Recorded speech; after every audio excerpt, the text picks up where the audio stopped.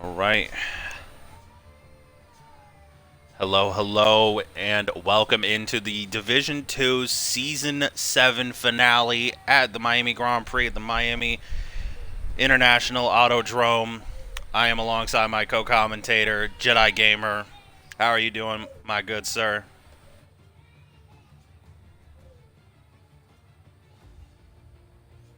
All right.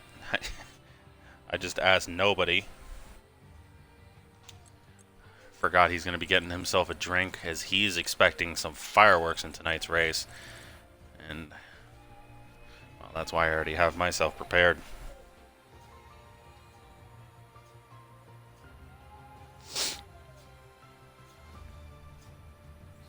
Looks like we're only going to have 15 drivers for this race, although for the check-in it said we should have 17, so we're missing 2 drivers right now.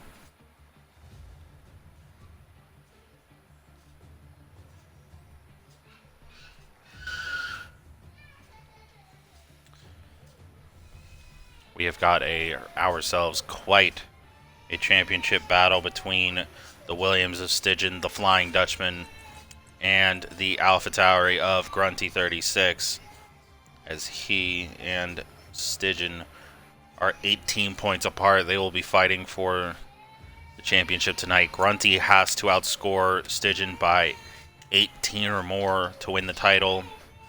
In the event of a tiebreaker, Grunty will win the tiebreaker due to having more race wins.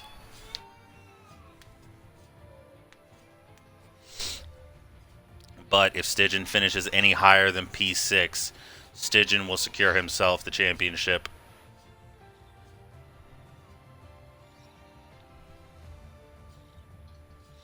And if Grunty finishes anything lower than P2, Stygian will win the championship. Odds are against him, but of course with Miami, kind of everything can really happen, can it? Certainly can. And as a wise man once said, never tell me the odds. Certainly did.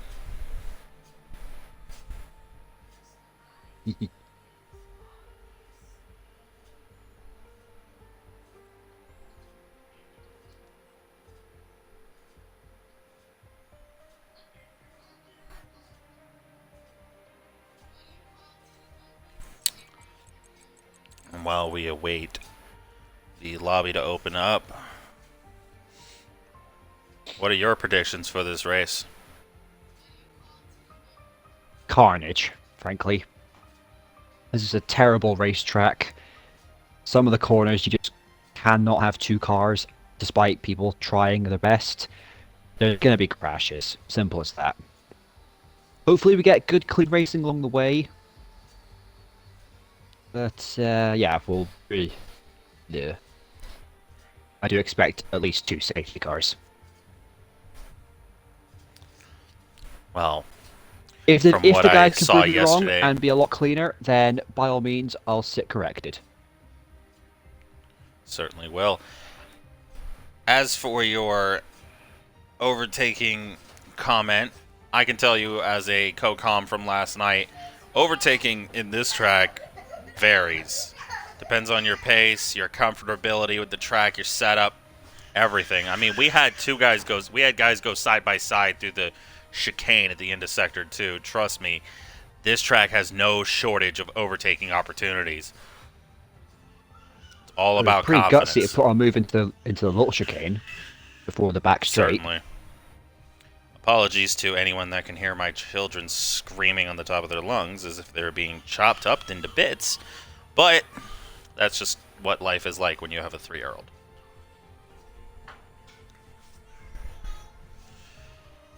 Is this a live race? Yes, it is a live race.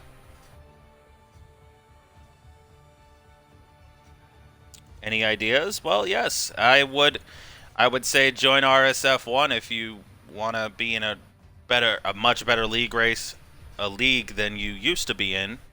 Or perhaps you have never been in a league. I would say RSF1 is definitely a good starting place for that. There is the Discord Horizon 40 just showed you in the chat.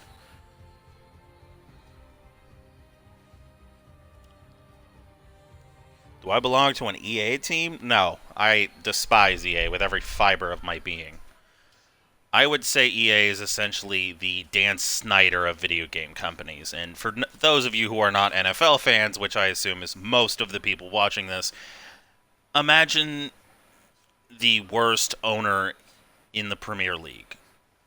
That's basically Dan Snyder, times 10. At least times What, the 50. Glazers? Yeah, I guess. Them, yeah. I would say Dan Snyder's a trillion times worse on a good day, let alone a bad day. But we're not here for the NFL now, are we?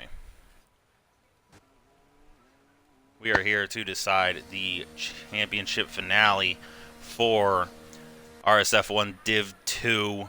As the first man out of the pits is the Aston Martin of YT Ruley Ethan. I've never watched an NFL, so I can't really have an opinion on that. For sure, James N. Goose. I hope you have a great time in this league. I know I certainly have. I joined back in January, and I have not regretted it since.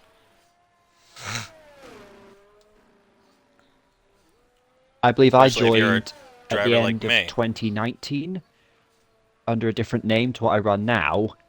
The only thing I regret when I joined in 2019 was having Sky, only UK people will know that, Sky as our internet provider. I got kicked And we got out Slinky because of having Leaky shoddy now connection. coming out of the pits. That tracks. Yeah, but I've got a new internet provider that specifically deals with this area, so big improvement. Different name because I've had a various record in racing. And yeah, I'm back. Even got a race win in this league, so it all worked out, I suppose. Good racing, Yeah, I've got a clean podium, racing for so, the most part. You are certainly welcome, James. Hope to see you on the track as well. Either in my division or as a commentator while you are a driver. Coming out of the hairpin and through the final two corners, YT Ruley Ethan is going to start the first hot lap of this session. Heading into turn 1, top speed of 197 miles an hour down that straight. Third gear through turn 1. Now through turn 2, about 10% on the throttle. Turn 3 immediately afterwards. Up 5th gear, runs a little wide through turn 3 here. Heading into turn 4, it's 7th gear for the Aston Martin, as well as turn 5. Immediately followed by turn 6 as he's invalidated. Unfortunate for the Aston Martin. We're going to jump along with Slinky Maliki. Going to see if he can put up a lap time here as he comes out of the hairpin now.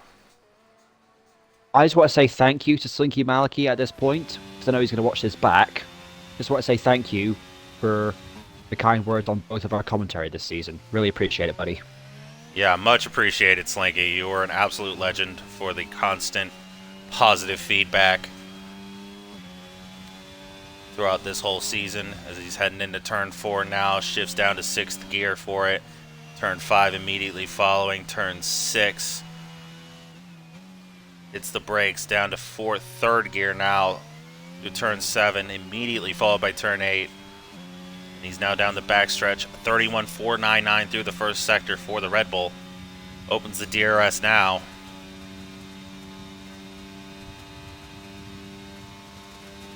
And it's 210 miles an hour top speed for the Red Bull.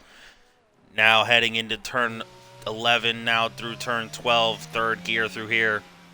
13, 14, and 15, the chicane here eats the curbs pretty heavily.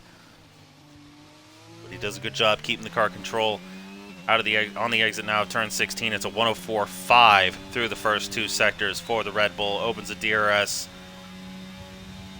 He's got yellows in front of him. It's for the McLaren, who's going to be starting a hot lap momentarily. Pulls out in front. He might give Slinky a bit of a tow as he comes out of the hairpin now. Turn 18, now turn 19, heading to the line. What's it going to be? It's a 129.9. for the Red Bull. Slinky Maliki putting up the first lap of the session, and he's provisional pole. Shortly joining him on the time board will be the Ferrari of RSF1 Shane, who sets a 32.7. Quite a fair bit back, although coming on board he had a bit of a scruffy run through the end of the middle sector before the back straight. So there's definitely time to be fat for him. He's also got full ERS on still, so he might not have used his ERS for that last lap. Well spotted actually. Fair enough. We move on to lock through turn 11, now turn 12. The Alfa Romeo team and drivers have not had much success this season, with the exception of a P4 about a month ago. Definitely a team that's going to be looking to finish strong on the season. It's a 104.2 through the first two sectors for Locker. He was one of the few Division 2 drivers in yesterday's race for Div 1. And the good news for him is he actually scored points in that Division 1 race as he's hit the hairpin, goes very aggressive, eating the curb there. Good on him for that. Turn 18, followed by 19, opens the DRS into the line. It's a 29.6, and he's on provisional pole. Nice. Next man across the line will be the Haas of Needy Chicken. It's a 29.8. He takes P2. Horizon across the line. It's a 29.0. Takes pole by over 0.6 of a second. Really very good lap from from the McLaren, indeed.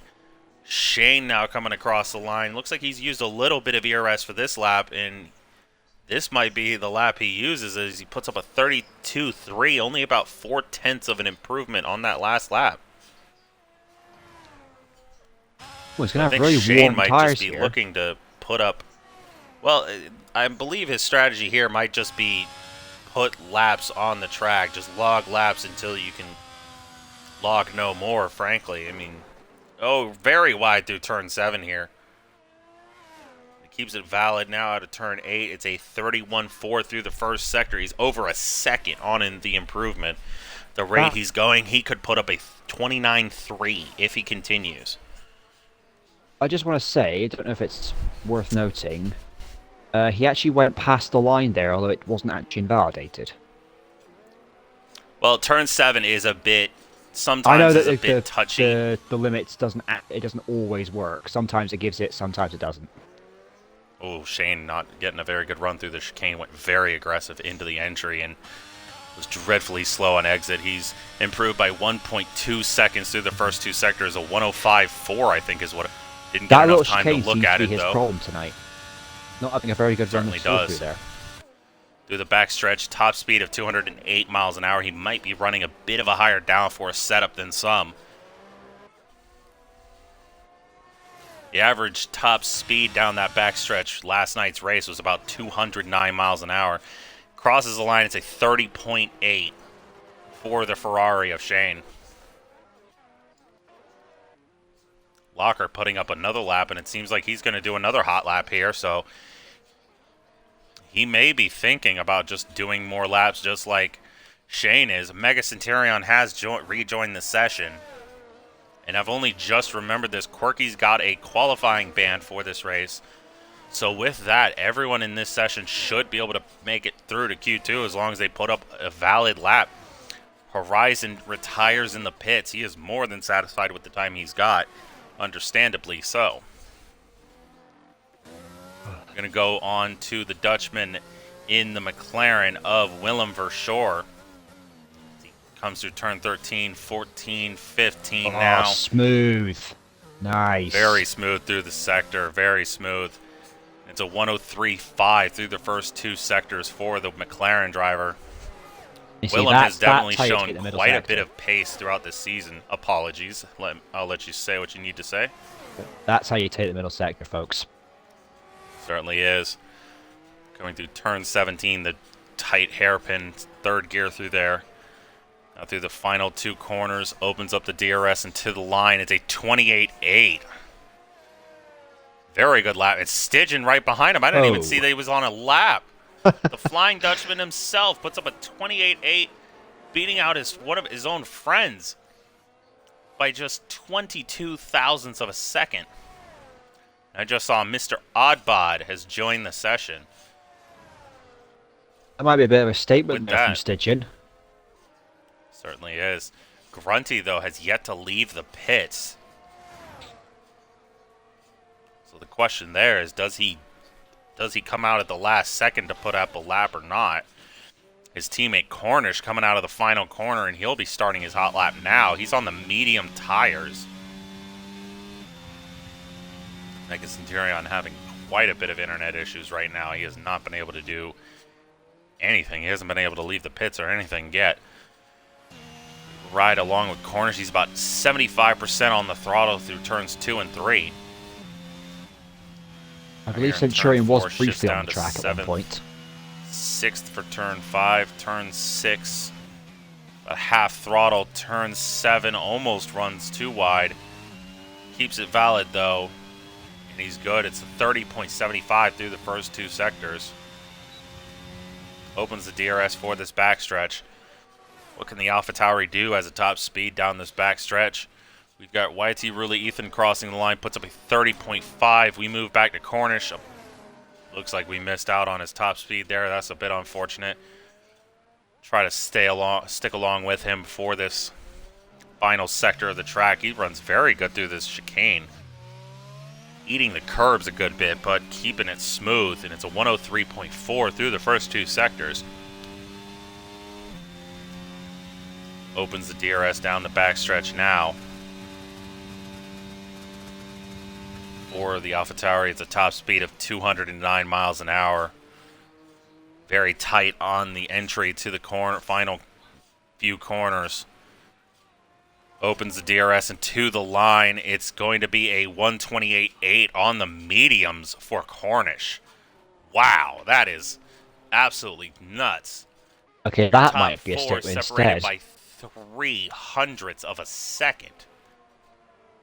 0.03 of a second separate the top 4 right now. So if that's what Cornish can do on the mediums, I can't wait to see what he can do on the softs. That's a very impressive time. Certainly a bit of a ridiculous lap time, if you ask me. Is Grunty now the other of our 2 championship protagonists? Sorry.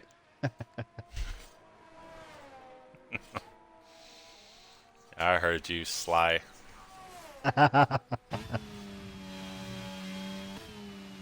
Grunty was also another one of the drivers from Div 2 that went to Div 1 last night, and he had a pretty good race for himself right up until the very end.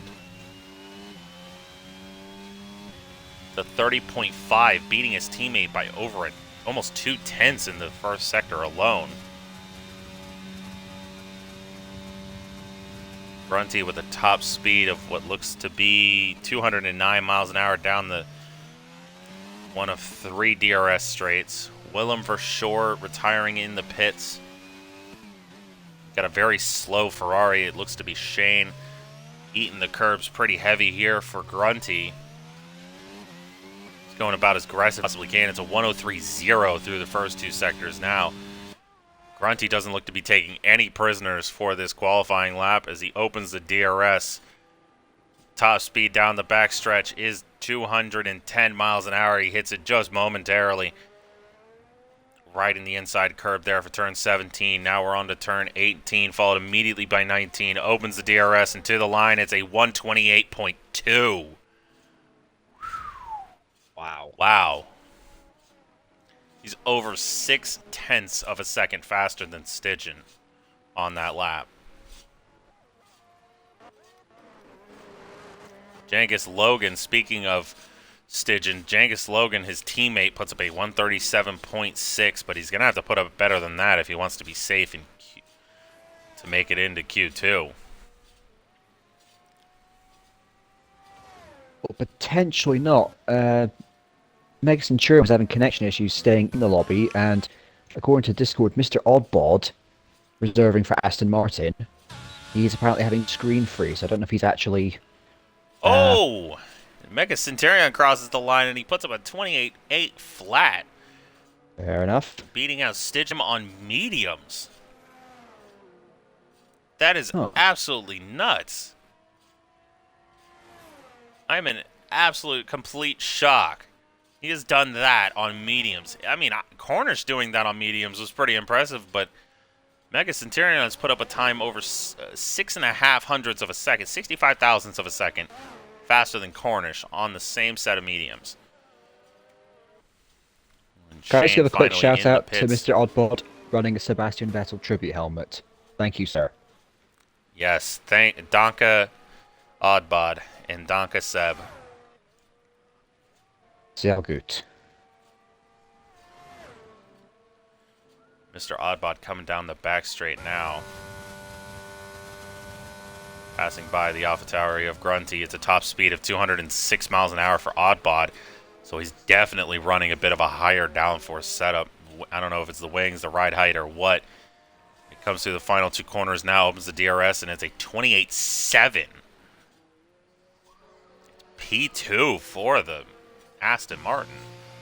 Shane retires in the pits, and everyone's in the pits except Oddbod, Needy Chicken, and Jengus. I don't think Needy Chicken needs to come out and do another lap, but, well, maybe he's got another lap time that he wants to put up on the board. Jengus Logan's without a front wing.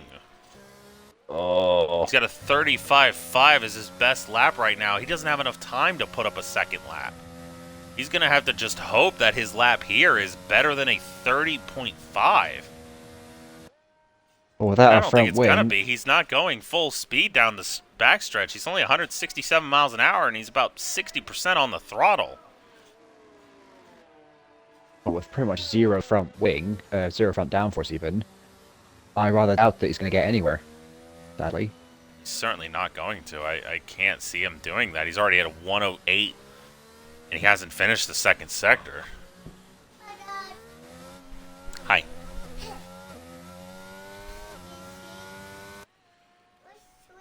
That's unfortunate for Jengus. He's going to be out in Q1, and we've got Oddbod off the track.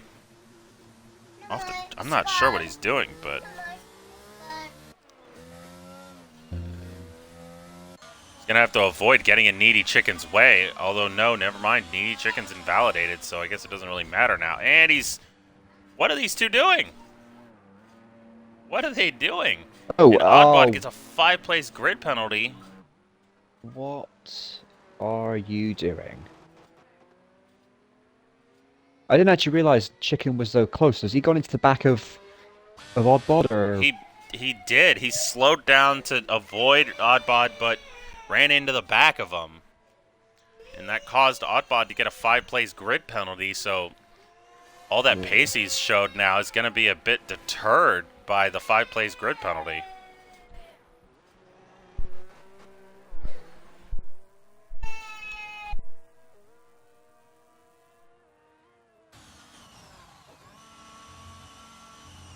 They got together right in the chicane of turns 14 and 15.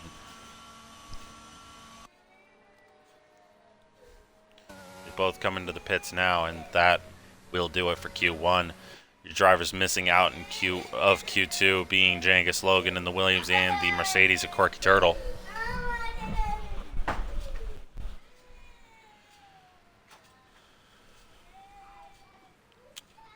Well then, that was a bit of an interesting end to that session.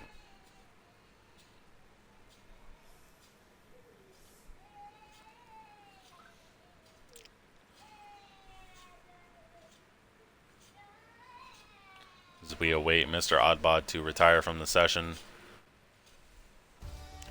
I'll ask you this question as he's finally retired. How do you feel about Logan Sargent heading to Williams?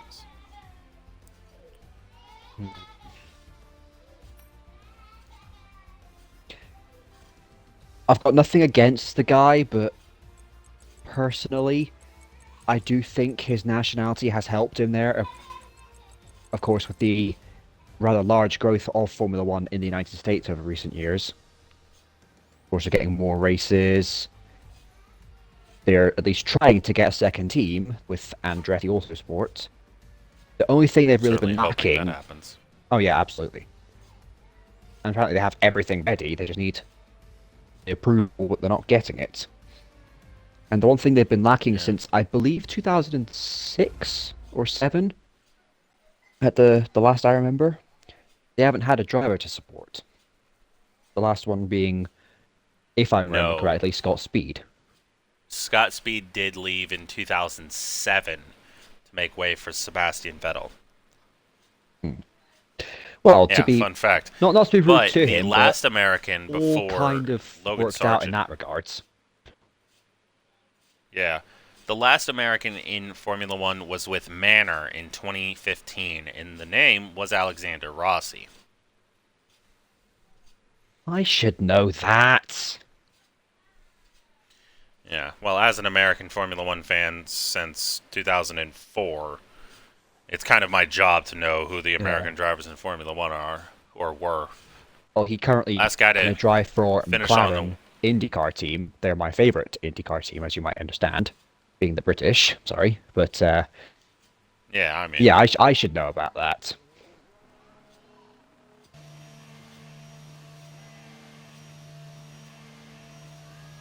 Well, he seems Yeah, to be well... pretty decent this season, F2, Logan Sargent. And if he can get into the Williams car, put in some decent performances, hopefully they've got a good enough car to get them up the grid a bit, then all credit where it will possibly be due. Oh, dude, I want the car to be so good. Logan Sargent has to go 50% to have anyone compete with him. That's how good I want next year's car with Williams to be. I'm also a Williams fan, mainly.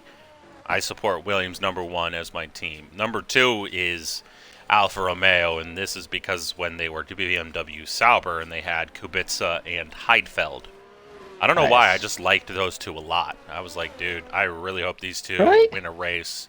Yeah, they were Win a a good race, pair. fight for championships. I really liked them. I'm sad that Heidfeld never won, and I'm sad that Kubica only had one win and then went to Renault, and then would have gone to Ferrari if not for rally racing. Yes, I blame rally racing for Kubica's crash. I'm not sure why he was rally racing when he could have been with Ferrari. I mean, that's just me. I know some people will be like, oh, well, he wanted to race more. And I'm like, yeah, I get that. But, like, you're about to race for the best team in Formula One. Why are you trying to get yourself in danger? Crazy Fish, being the first man out of the pits, was going to be the first one to put up a lap, but Whitey Really Ethan passed him down the backstretch. So now it looks to be Whitey Really Ethan putting up the first lap of the session unless he invalidates. Come through the final two corners. We're going to ride on board with him. Opens the DRS, crossing the line, and he'll start his hot lap. Heading down into turn 1 in third gear. Second gear, third gear, about 20% on the throttle through turn 2. Full throttle through turn 3. Heading down to turn 4, shifts down just once. Shifts down again for turn 5. Turn 6, rides the inside curve there a little bit. Turn 7 runs a little wide like you want to. It's good. It's a 30.8 through the first sector for the Aston Martin of Really Ethan. Opens the DRS now for the second time this lap. Top speed of 207 miles an hour down the backstretch. Turn 11, fourth gear, followed by turn 12 immediately. 13 here, it's fourth gear, about half throttle. 14 and 15, immediately by 16. Inside curb, and he spins it. Oh, that's going to hurt. That's going to hurt. He's going to back off now. So we move on to Crazy Fish, who had a 103.9 through the first two sectors. He's opened up the DRS. 210 miles an hour top speed for the Red Bull through turn 17. Third gear on the exit. 18 followed immediately by 19. Rides the inside curb of 19, opens the DRS and across the line. It's a 29.1 for the Red Bull. His provisional pole, Needy Chicken with a 30.0. Slinky Maliki across the line. It's a 31.2.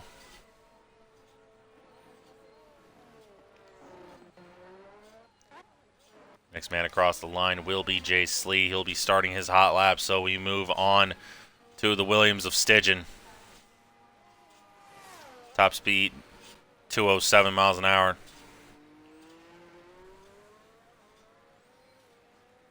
Now turn 18. Opens the DRS into the line. It's a 28.5 for the Williams. Stidgen, the Flying Dutchman, once again proving why he deserves the name.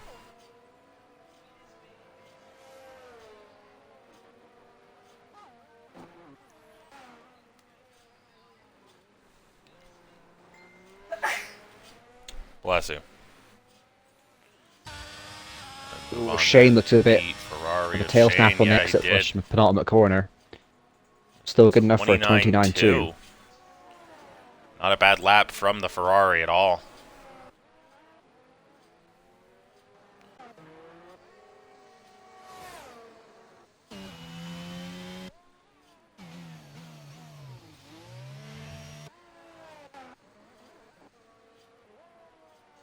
Locker coming across the line. He'll start his hot lap.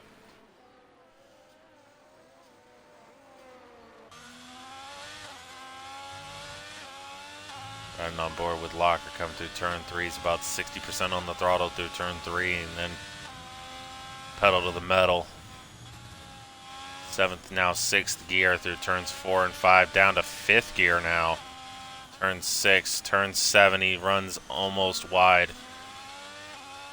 3rd gear through turn 8 and he's gone.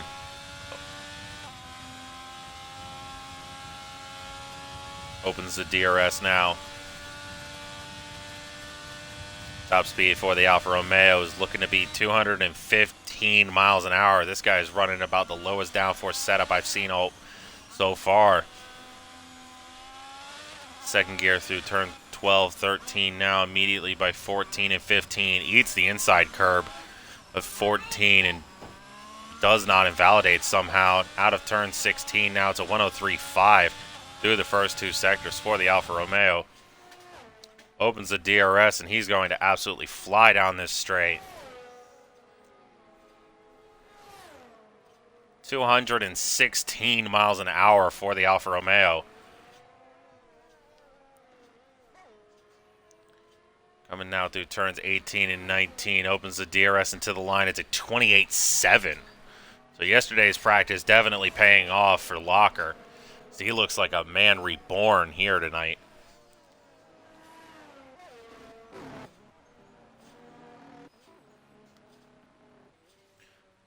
Look at Grunty and Cornish. Both have invalidated on their current laps. Ethan on an in-lap. Seems like it. Zilbrad, though, coming out through turn 7, running almost on the outside. It's good. It's a 30.6 through the first sector for the Mercedes. Opens the DRS down the backstretch.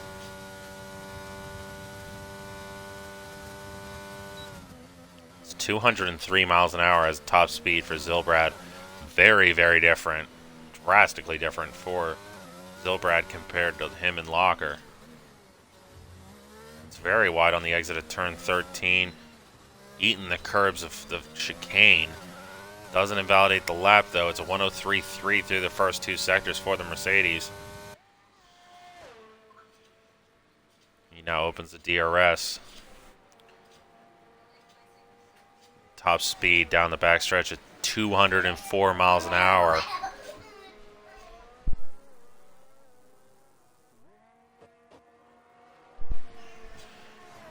Taking inspiration from the Mercedes. 28.6. Wow. Much faster than Mercedes in real life.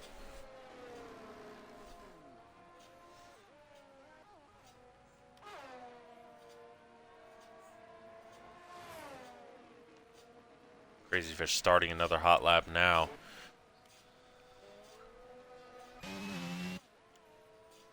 Slinky Maliki also starting another lap here.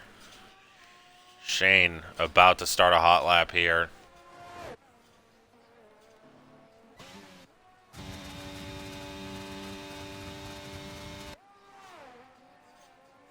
...210 miles an hour as top speed down the backstretch for the AlphaTauri of Grunty. Coming out of turn 17 now through turn 18, followed immediately by 19. Opens the DRS to the line. It's a 1:28.0. Wow. Once again, almost a full half second ahead of Stygian. Unreal lap times here from our championship protagonists, but mainly Grunty here. He's just been absolutely flying around this track. Corners the next man to cross the line, and he does with a 28.547. Just over 0.04 of a second off of Stygian. You can imagine it's 0.04 Grunty wish his teammate had. Although it is not Q3 yet, so we will find out whether he can get that front row, the AlphaTauri's can get that front row spot or not.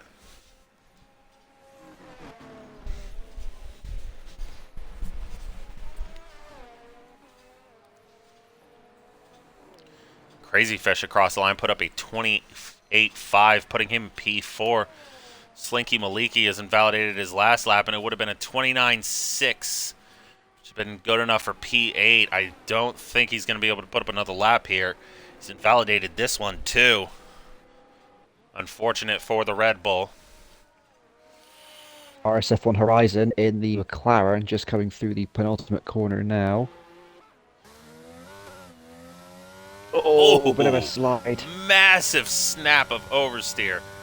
Absolute tank slapper. Across the line, though, he puts up a 28.0, barely off of pole. If he didn't have that monstrous snap of oversteer, he would have had pole by about a 10th.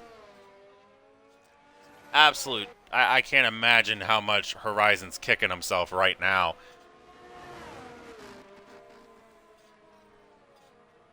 The good news for Horizon is you have another session to go, so do not worry too much right now. I've just realized something I've made a mistake on. Oh boy, what has happened? You know how I said thanks to Oddbod for running a Vettel helmet? I was Oh, quite who was it? curious. It looked very good. Like, it looked like a very good replica. I was like, hang on, I don't recall there being a helmet that close to Vettel's actual one. Otherwise, I'd have been running it myself rather than the one I've got that's sort of like a half-hearted recreation because I can't get that close to it.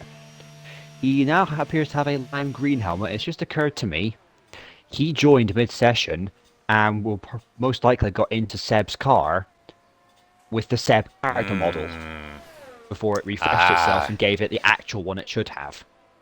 Yeah, I know in the old games I used to, anytime I was on it, driving in a team with Seb, driving of course as Seb, anytime I drove as Seb, it would always, like, you know, give me his helmet and everything. So yeah, I get that does make sense when you think about it like that. Slinky Maliki putting up another lap, but he had a bit of a snap and oversteer. He might be running a very, very oversteery setup right now to ride along with him. Third gear through turn 1, turn 2 is fourth, fifth or turn 3. Not quite full throttle until he gets closer to the exit, though. Turn 4, 5, he's sixth gear through these two corners. Turn 6, immediately followed by turn 7. He's running pretty wide here. Get a much better run on the straight. It's a 31.2 through the first sector. Opens the DRS. Let's see what he can do here. The top speed of 210 miles an hour as he mashes the brake pedal for turn 11. Turn 12, he's about half throttle. 13, 14. Mr. Oddbot across the line puts up a 28.0. He's 0.008 of a second off pole. Slinky Maliki now a second and a half up on his time. It's a 104.2 through the first two sectors. I rather get a feeling Q3 is going to be quite competitive. Certainly is going to be. Top speed of 211 miles an hour for the Red Bull of Slinky Maliki. Out of the hairpin now, hits the outside wall, and he's not, I don't know what he's just done. He just backed out. He very well had a lap time to put up close to P10. I'm not sure where he needed to be, but he certainly had a shot. I'm not sure That'll why, do it but for Slinky. will Enver Short and Mega Centurion have both not come out? Well, Mega Centurion might not even be in the session. Willem, I saw, left the session a while ago. I did not see him come back. Okay. So that might answer that question for you. Got 15 seconds left in the session as Shane's going to cross the line with just enough time to put up one final run to keep himself safe for Q3.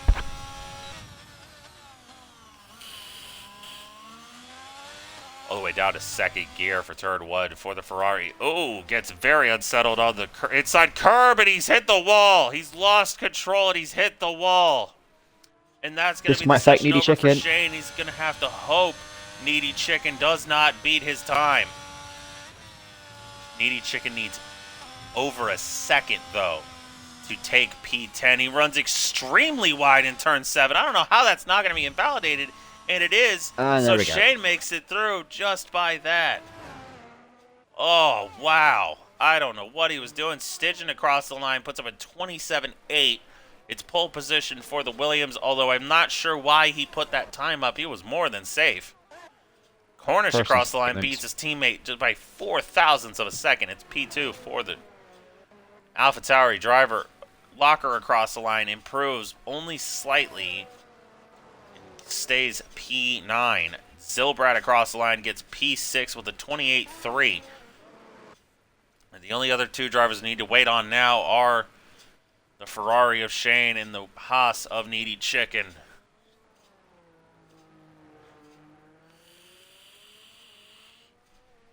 I'm not 100% sure why Needy Chicken went so wide in turn 7 there. He had to know that would not have worked. No. He can't have been compromised too bad by Shane because it wasn't the same corner. Like, he might have been displaced slightly for the entry, but and where is he going? What happened? Can't park there, sir. What are you doing, man? And we've got what looks like a Mahavir Raghunathan at Baku situation going on here. I've not heard for a while. Thankfully, it's not nearly as bad as Raghunathan's. Yeah, at least he actually remembers to turn the wheel. Yeah. Instead of just cooking the engine and killing the car. It still amazes me to this day how he managed to do that. Raghunathan, like, it amazes there's me a how steering he got wheel to F2 in the first place. It amazes me completely. True. I don't know how he ever got to F2. Not only that, I believe he was also a reserve driver for Alfa Romeo that season. Yeah, he even did an Alfa Romeo test at one point in 2021. That I don't know why, but that made me irrationally angry. Not annoyed or mad, or, excuse my language, pissed, but infuriated. I was livid. I was like, we have got so many good junior drivers that could have gotten this test. Even guys that aren't in the Sauber Academy that could have gotten that test. And instead, we picked this guy who just happens to exist. That is the nicest thing I can say about Mahavir Raghunathan, is that he happens to exist. Our bottom 5, Mega Centurion, Willem Verschoord, not able to put up a lap time, Slinky Maliki, Needy Chicken, Ruli Ethan. Slinky, let me know what it is, whether it's Maliki or Maliki. I think it's Maliki, but I don't know. And Ruli Ethan being P11, if I hadn't already said that.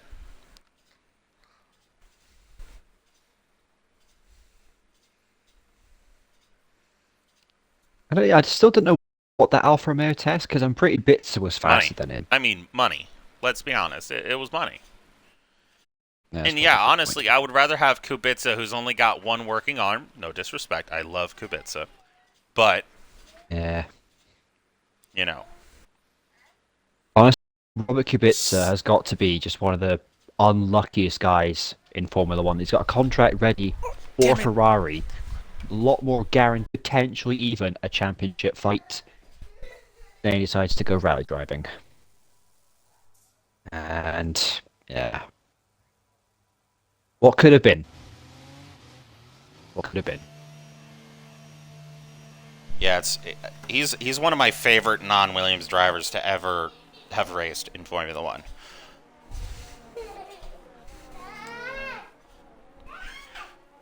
Well, maybe to a The degree. first two drivers Of course, you remember out of he the drove pits, for Williams Cornish and 2019. Well, yeah, I remember when he came back to Formula One for 1 year and he went to Williams and he got us a point at Germany. I was happy, and I'm not gonna lie, I did cry a tear of joy when he did score that point at Germany. I was so happy. Absolutely. Absolutely, I was completely beside myself. How much pure joy I had. If that rally crash had never happened and he would have done the contract with Ferrari like he would have, who knows? We could have Maybe a we would have had Polish a champion. Kubica old duo in 2015. Who knows? That's not a bad shout, to be fair. Like prime Kubica with Vettel. Oh, prime That does not Kubica sound with like a prime bad pairing Vettel. Oh my at all. God! Don't even. That Now, Don't even, now that's- we're just going into fantasy that's world here. X-rated content. Okay, that's X-rated content. Don't even get me started. The only thing that could be better than a prime Vettel and prime Kubica would probably be prime Vettel and a young Checo. Oh my God! Don't even get me started, dude. I won't even be able to finish this commentary, man. Oh, and Cornish is just invalidated. Invalidated this and next lap because he ran rather wide on the exit. He has. He invalidated the. He's invalidated his how, first timed lap. He ran really wide on the exit of the last corner. Yeah, he ran wide. He like bumped the wall, and that's all it took, I guess. Okay, whatever. Hopefully for Grunty, Cornish will be willing to give him a tow either down this backstretch or down the other backstretch. Actually, let me tell you this. The long straight in Sector 3, I'm going to call that the front straight. The back stretch is the one in Sector 2. And the one on the pit, then I'll just call it the pit straight. Coming down the back stretch now. Grunty's top speed down this straight last time was 209, and now it's not much, but it is an improvement. Third gear through here, about 30% on the throttle. Runs a little wide on the exit of turn 13. Cuts all of turn 14. No invalidation there, though. Now coming out of turn 16, it's a 102.5 through the first two sectors for the AlphaTauri. He is absolutely flying. And you've got to wonder why so many people came out all at once. Is with how much darker it is, you've got to wonder, is there rain on the way in this session? Well, it better not be. That would certainly shake things up. Of course, I can't imagine how infuriated Zilbrad would be as Grunty puts up a 27.5. My lord, that is insane. Crazy Fish dives into the pits. Ditto Jasley. I don't understand why these two are diving into the pits. I mean, you could put up a lap time even if it's not a good one. 28.6 for Shane. He'll take P2.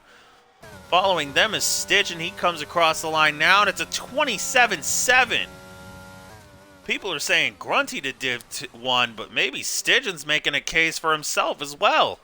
Locker across the line puts up a 28.6, 27.777 for the McLaren of Horizon, and he's P3. And I believe Grunty returning the favor to Cornish, turning him down the middle straight. Yeah, it's a little interesting I note saw in the little mini map. Both AlphaTauris running car number 2. That they do. I do wonder if we should make a rule on specified numbers for drivers. Honestly, I zeros. swear I pushed for that when I first joined, because I just love the specific numbers. It's not really a necessarily important thing, because each driver has the reason for a number, or if they just don't care, they go for the Kimi Räikkönen route, just pick anything. Yeah. Personally, Grunty's just invalidated, but no, he's pitting anyway, that doesn't matter. Yeah, 28.1 for the AlphaTauri of Cornish, he's P4.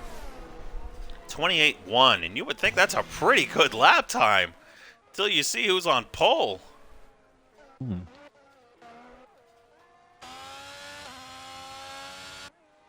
chain coming into the pits now.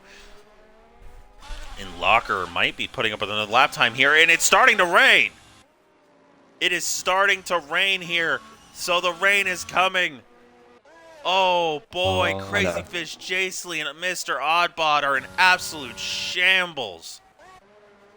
Coming out much later than the others. Zilbrad coming out a bit late too. Jesse, of course, came out and then went back in.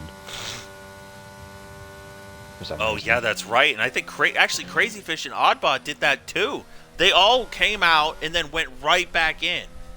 I don't know why they did that, but they were going to look like... I don't want to sound insulting here, and I'm not trying to insult these three. Certainly not.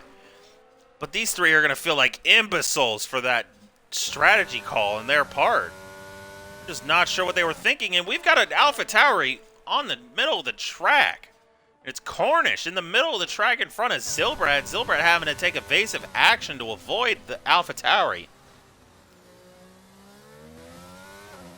Interesting. Track doesn't look like it's getting too wet, but it's a 28-3 for Zilbrad. And what could have been had the track not gotten damp.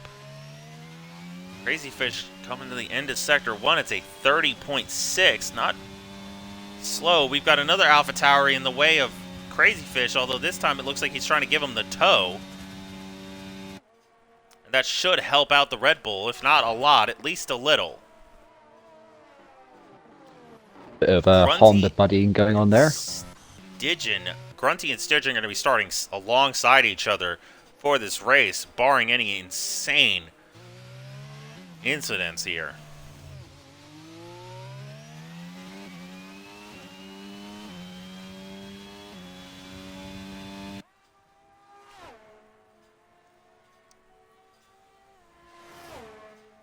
Crazy Fish now coming down the backstretch, top speed of 210 miles an hour.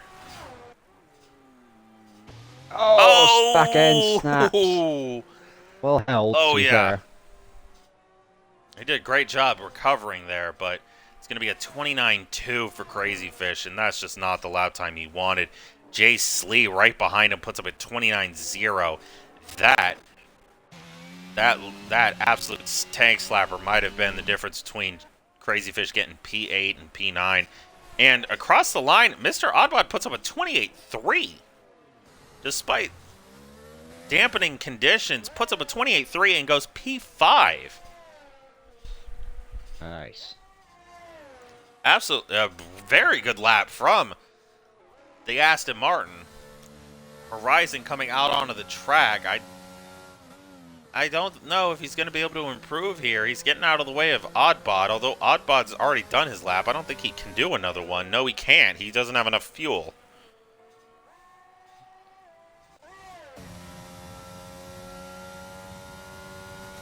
Oddbot lets Horizon back through.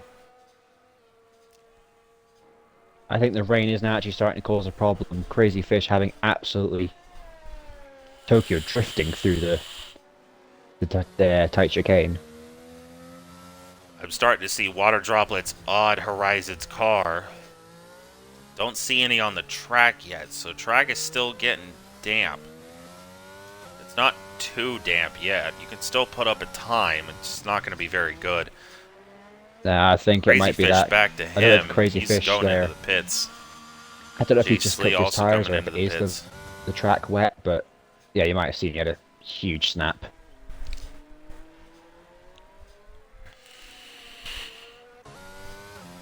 And Horizon's going to go for it. He's going to put up another lap here.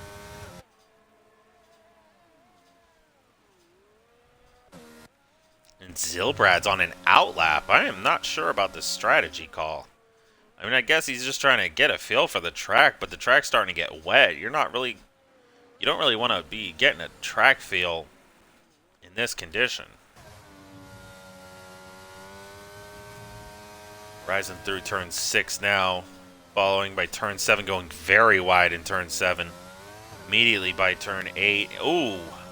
Rides the curb in turn 8, and he's over almost a second down on his last lap. Mr. Oddbot, I thought he was trying to give him a tow. DRS has now been disabled. These two both Yeah. starting to slow down because they know they're not going to put up a better lap now without the DRS. Jace Lee retiring from the session.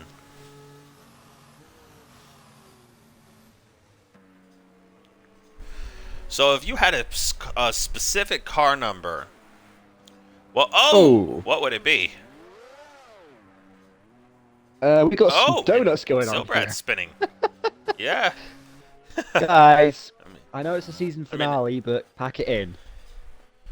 hey, they want to do it, they can do it. Just I mean, don't try and just don't don't like get grid do penalties. donuts until the end of the session. Uh, um, to answer your question, I have a choice of two numbers, or technically only one. My first choice would be I think Oh, they are just doing donuts. They are yeah, just doing donuts. they're just celebrating, and there's a Okay. lot of moisture on the track now. Horizon Yeah. is going to go into the pits. Zilbrad is gonna go in the Yeah, pits. yes. Oddbod's switching on to the inters. He doesn't have enough time to put up a lap though, so I'm not sure what he's planning. So my first choice would be number 17, that being the date of my birth, 17th of March, good old St. Patrick's Day. But of course, Oh that wow, number that's was crazy. retired for the respect of the late, great Jules Bianchi. So that number is never going to be choosable, which leads you on to my actual number choice being 46. As a Okay, so sort of same number as tribute. Stygian. Oh, that's cool. Yeah. Yeah. Sort of like a tribute to my childhood favourite football player, Aidan McGeady at Celtic. Well, here in America and what we call football, I have a favorite football player myself who wore 46. His name was Alfred Morris.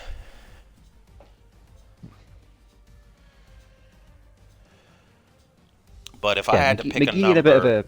there's a lot of different numbers I would pick. My number one number I would pick is 21 for my favorite NFL player of all time, Sean Taylor.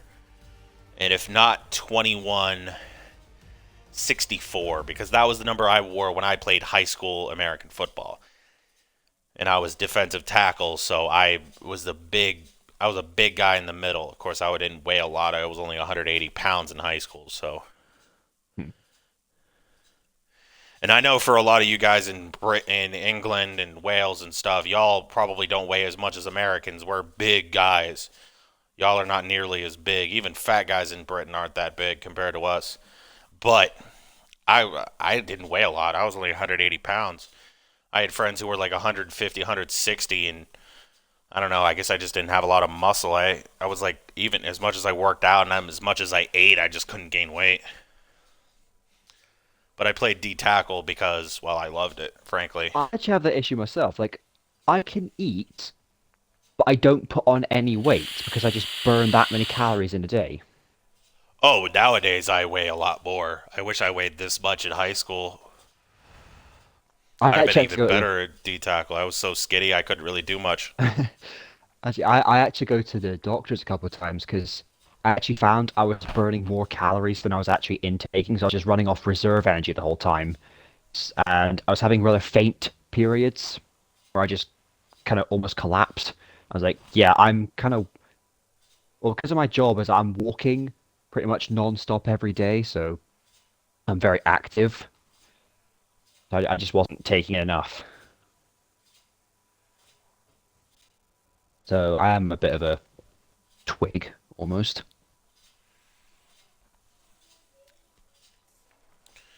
I do find it interesting how they actually allow full-on like football in schools because obviously it's American football is a very high contact sport. There's a lot of uh, what's the word? A lot of contact, a lot of injuries, a lot of hitting. Yes, injuries. That I forget Injuries, that word. yeah.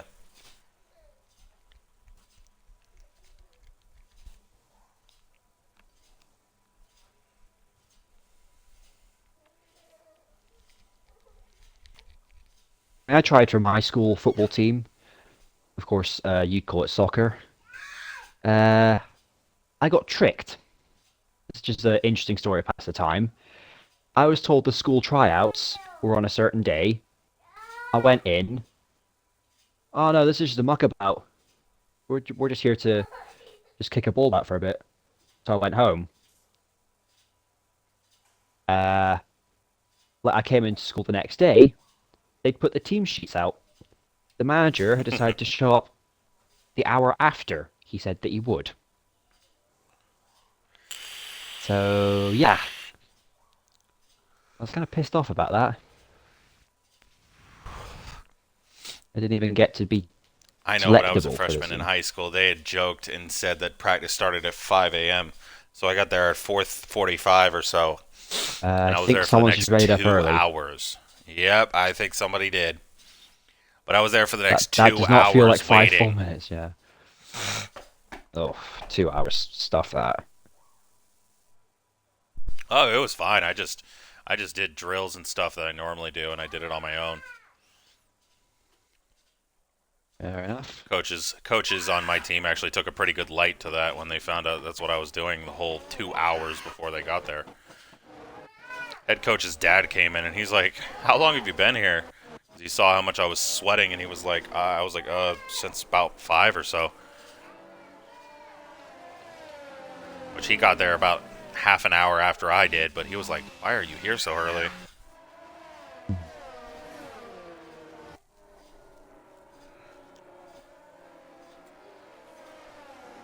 Now, I don't know if you're going to take offense Oh. to this joke. I'm not trying to be offensive, but my accent is awful. But because we're in the US and it's going to be the final race of this season, boogity boogity boogity, let's go racing!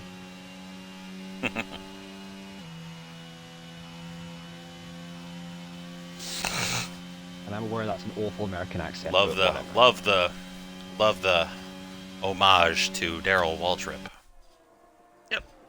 You'd be surprised. I'm actually I quite a big grew up NASCAR watching fan. and listening to Daryl Waltrip announcing races in NASCAR. It's a shame we don't get much coverage in the UK. I'd love to watch NASCAR here. Oh, in America, you can find NASCAR anywhere. Oh Your no. starting grid order. We've been rambling on a little bit. Grunty, Stygian, Horizon, Cornish, Zilbrad, Locker, Shane, Jay Slee, Crazy Fish, Mr. Oddbod rounding out the top 10. Bottom 7, Ruli, Ethan, Needy Chicken, Slinky, Maliki, Willem Vershore, Mega Centurion, Jangus, Logan, and Quirky Turtle. Oh boy. And order of tires: hard, hard, medium, medium, hard, hard, hard, hard, medium, hard, hard, medium, hard, hard, hard, medium, hard.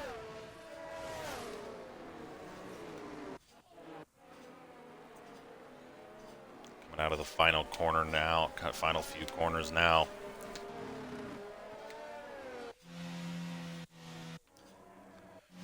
And we've got 2 people already disqualified: Needy Chicken and Ruli Ethan.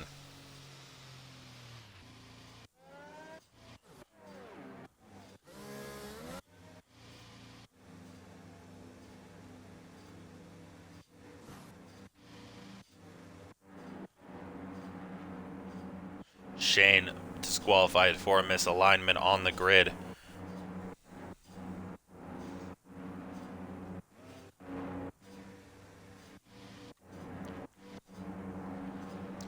Not the camera angle I want for this start. Got 1, 2, 3, 4, 5 red lights. And it's lights out and away we go here for the season finale here at Miami.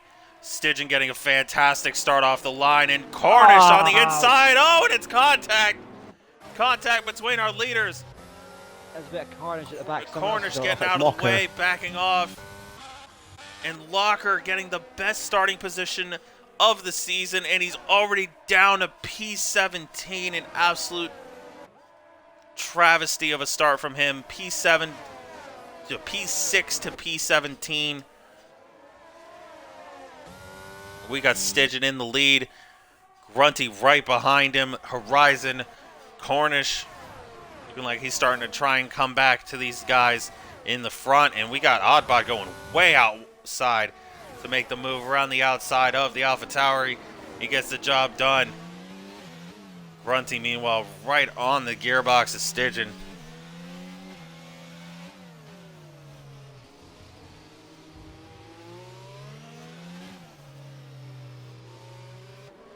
tell you this, it is not easy to follow, guys, especially on the first lap in that section of the track. It is very, very difficult. So far, the man on a mission is Mr. Oddbod. Started 10th. He's already up to 4th place. I think it's worth noting Will Short is currently an AI, so I don't think he's actually here. Oh! Grunty spins out Stitchin. He backs off, though, so he doesn't get too much of an advantage there. And Stitchin's going to drop all the way to P4.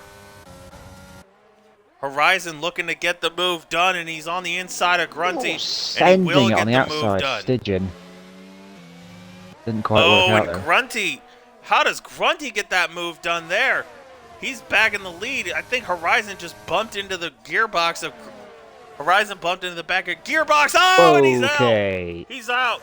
He's not out of the race, but he's just spun off track. Oh, boy, that is definitely a rough start from him. We got a few guys in the pits. Cornish, Shane, Needy Chicken, and Jay Sleeve. The Haas is double stacking.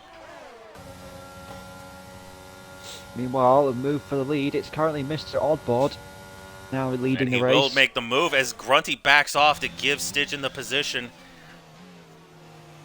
Bit of showmanship for almost for kind of taking him out in turn 17 in the hairpin.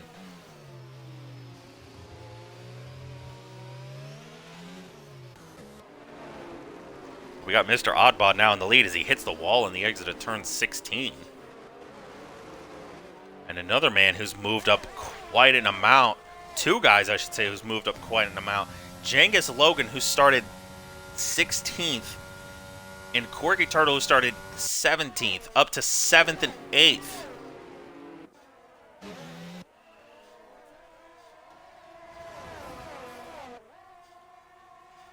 Across the line, Mr. Oddbod puts up the best lap of the session, and DRS will be enabled. Really, Ethan takes fastest lap with a 32.6.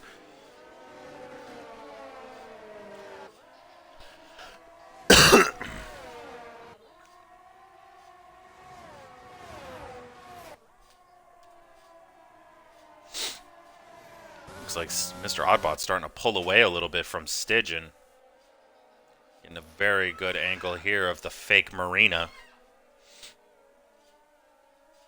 What's funny is actually has water in the game where it didn't in real life. Yeah. So there's an EA actually have a one-up on real life, and I cannot believe we have to say that in this world. It's the only time EA is ever going to have a one-up on anything, let alone real life.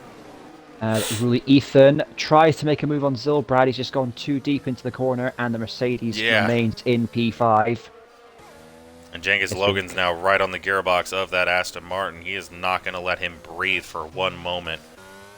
Yep. Turtle in the Mercedes, also right on the back of this little train.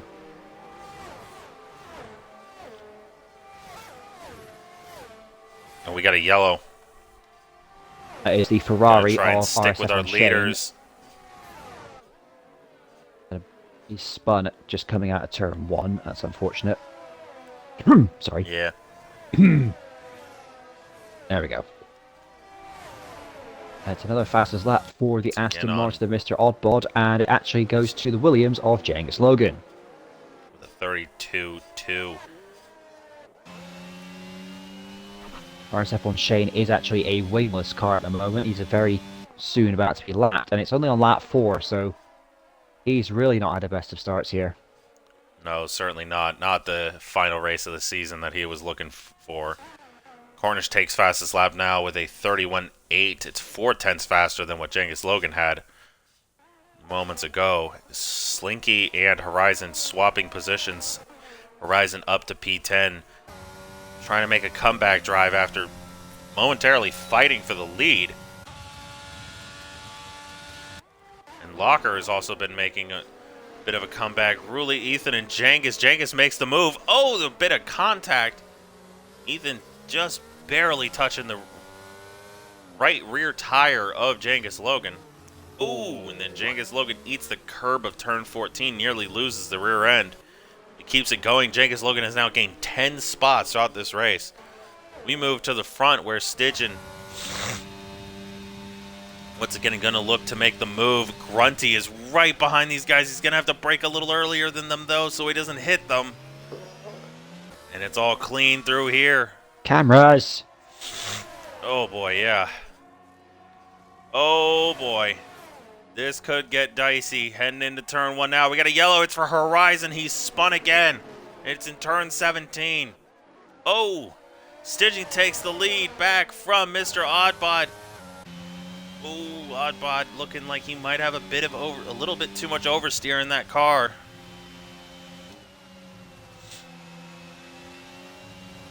Cornish once again taking fastest lap of the session. Horizon in the pits.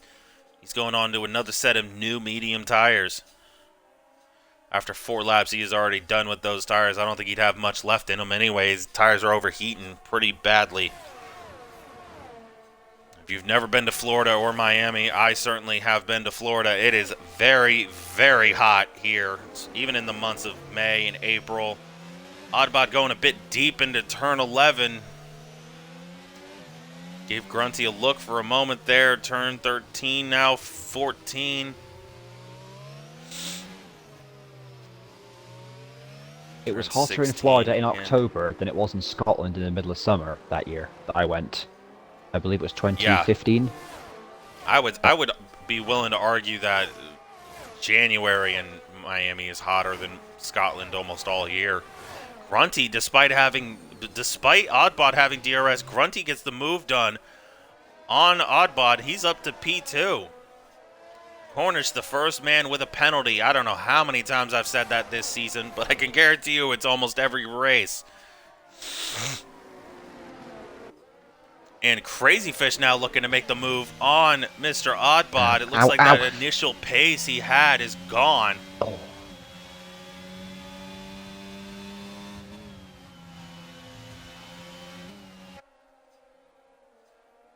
Got a good helicopter angle here as Mr. Oddbot going real wide through turn 7.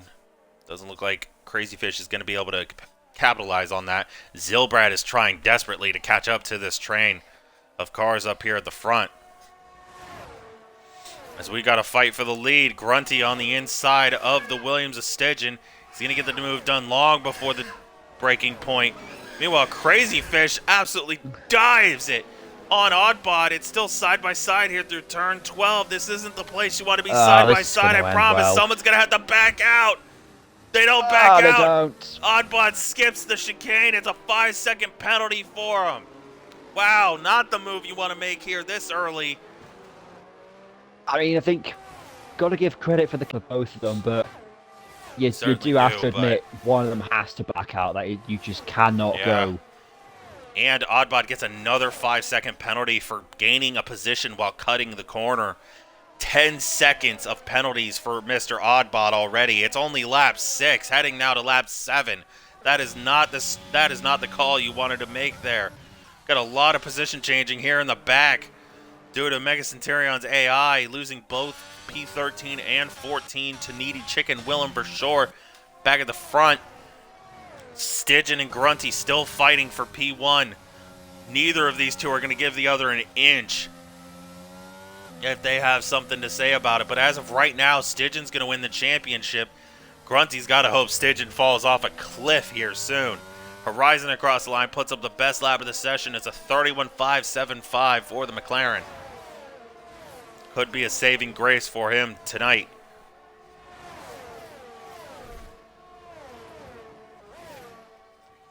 Stidgen with the DRS doesn't look like he's going to make the move. I'm not Stidgen, so I cannot say what he's planning on doing here. Not the best camera angle in this situation. I do like this camera angle usually. But if you're Stidgen, I think doing everything he needs to do. Yeah, I mean, frankly, I don't think you need to fight for the lead or make any crazy moves. I think you just need to bring it home right now. It's a little early to say that, but all things considered, I don't think Stidgen's going to fight for the lead. Yeah, see, I mean, he wasn't using DRS. He has a very high chance of taking the lead there, and he just didn't go for it because he knows he doesn't have to. He was not using DRS down the back straight. No, he wasn't? Oh. So he's going old school there, just trying to get past him on pure straight line speed. Meanwhile, a fight for P7 between Quirky and Ruli Ethan. Locker right behind these guys. He's hoping these guys keep fighting, keep him in the battle. And the two of them are also And right these guys are behind the right Williams behind of Genghis Genghis Logan. Yep. Yeah, I didn't even realize you were going to say that. Oh, great minds Stygian's think still alike. dropping off a bit. He's using the DRS this time to keep himself closer to Grunty. I think Stygian now starting to realize that Grunty might have a lot more pace than he does. But with Stygian still in the DRS, it might not matter if he's got more pace than him.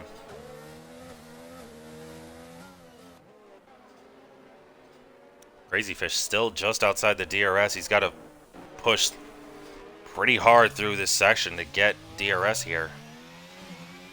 Across the line, he's going to miss out on it just by a 10th. Stygian using DRS once again.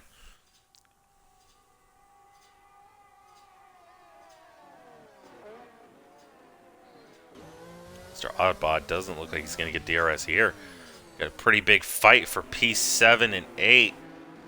Locker getting around Quirky Turtle. I don't know how he did that, but here we are. Mr. Oddbod, and he's retired. What is going on? He was in P3, and he just retired from the race. In the pit. Yeah. I was on board with Horizon for a second. I mean, he's free to do what he wants. I'm not going to tell him not to, but it's a bit early, don't you think? Gonna ride on board with Horizon and hope he doesn't get caught up by the AI of Mr. Oddbod. And he will not. So good news there for the McLaren. The track has gotten rather dark as of recent. We got a fight for P14 between Willem Verschoor and Mega Centurion. Unless he's had to go and leave for something, I don't really understand the reasoning behind that. I'm assuming he had an emergency. I mean, if you're in P3, there's no reason you would just leave the race unless you had an emergency or something. Okay. He appears to be unhappy with someone's driving. It is raining. There is rain on the McLaren of RSF1 Horizon. It is! Oh boy. Oh boy. Now we're in trouble. Oh, yeah. So these guys on mediums now looking like geniuses. And the guys that started on hards, I don't know. They're definitely going to be kicking themselves. I would have said maybe someone should have started on sauce, but it's a bit early. Genghis Logan gets a 5-second speeding penalty heading into the pits. Jace Lee with a 3-second time penalty. He's not paying for inters already, is he? I would certainly hope not. No, he has to get a wing change, but why would you go on to hards? Oh, man, and Horizon takes another fastest lap. I guess he did change the front wing, so that's a good news for him. It's not an ideal situation. Of course, you need to get a wing change. But honestly, if it's going to start raining, you should have put on the softs. Then soon enough, he's definitely going to be struggling for grip. Yeah, so Mr. Oddbod in the chat has said I had wing damage in that 10-second. Yeah, I can definitely understand that mentality.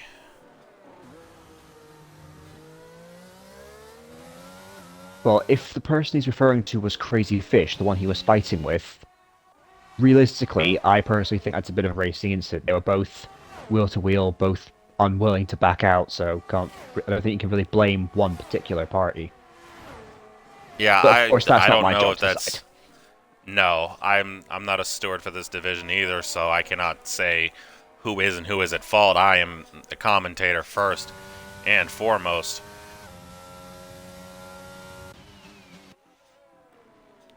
Stygian probably wondering if he can't get the move on Grunty here soon, he might just have to settle for Pete. He's quite fine with at this point, but... And one of the biggest threats to Stygian in this race, outside of Grunty, of course, being Mr. Oddbod now out of the race, I don't think Stygian's going to have to worry too much about what happens.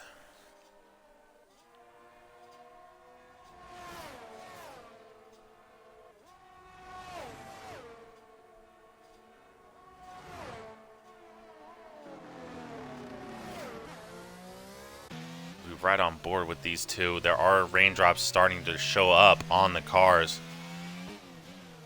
Question is, how much longer until the DRS is disabled? Oh, we got Grunty losing the rear end almost completely there.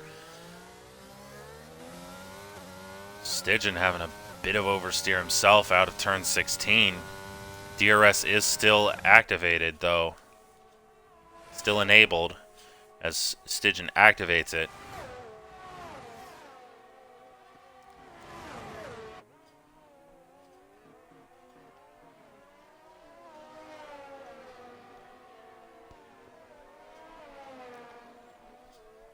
$11 laps down, 18 laps to go.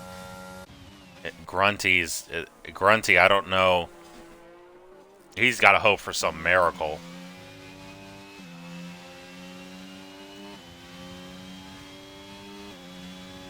Oh, Ethan's went a bit deep into turn 1, nearly running to the back of Locker. And frankly, I don't think Locker would be very happy if he did that, judging how his race has gone Cornish so far. gets a 5-second speeding penalty as he's heading into the pits now. Is that an early stop for Inters maybe? Because I'm noticing some of the cars are sliding, and it is on yeah. the Inters. As we look, I'm looking on every car. Oh, actually, DRS he's an disabled. DRS absolute is genius. disabled. Perfect was- timing for the AlphaTauri of Cornish. He is going to gain hand over fist time to these guys. I Meanwhile, cannot believe how absolutely- perfectly timed that was for him. Yeah, for Jengus, Logan on the other hand, who skipped out on pitting. Ditto Horizon there. Oh no! Quirky Turtle spun and taken Ethan with him. Oh! Yep, Yellow's Sector 2.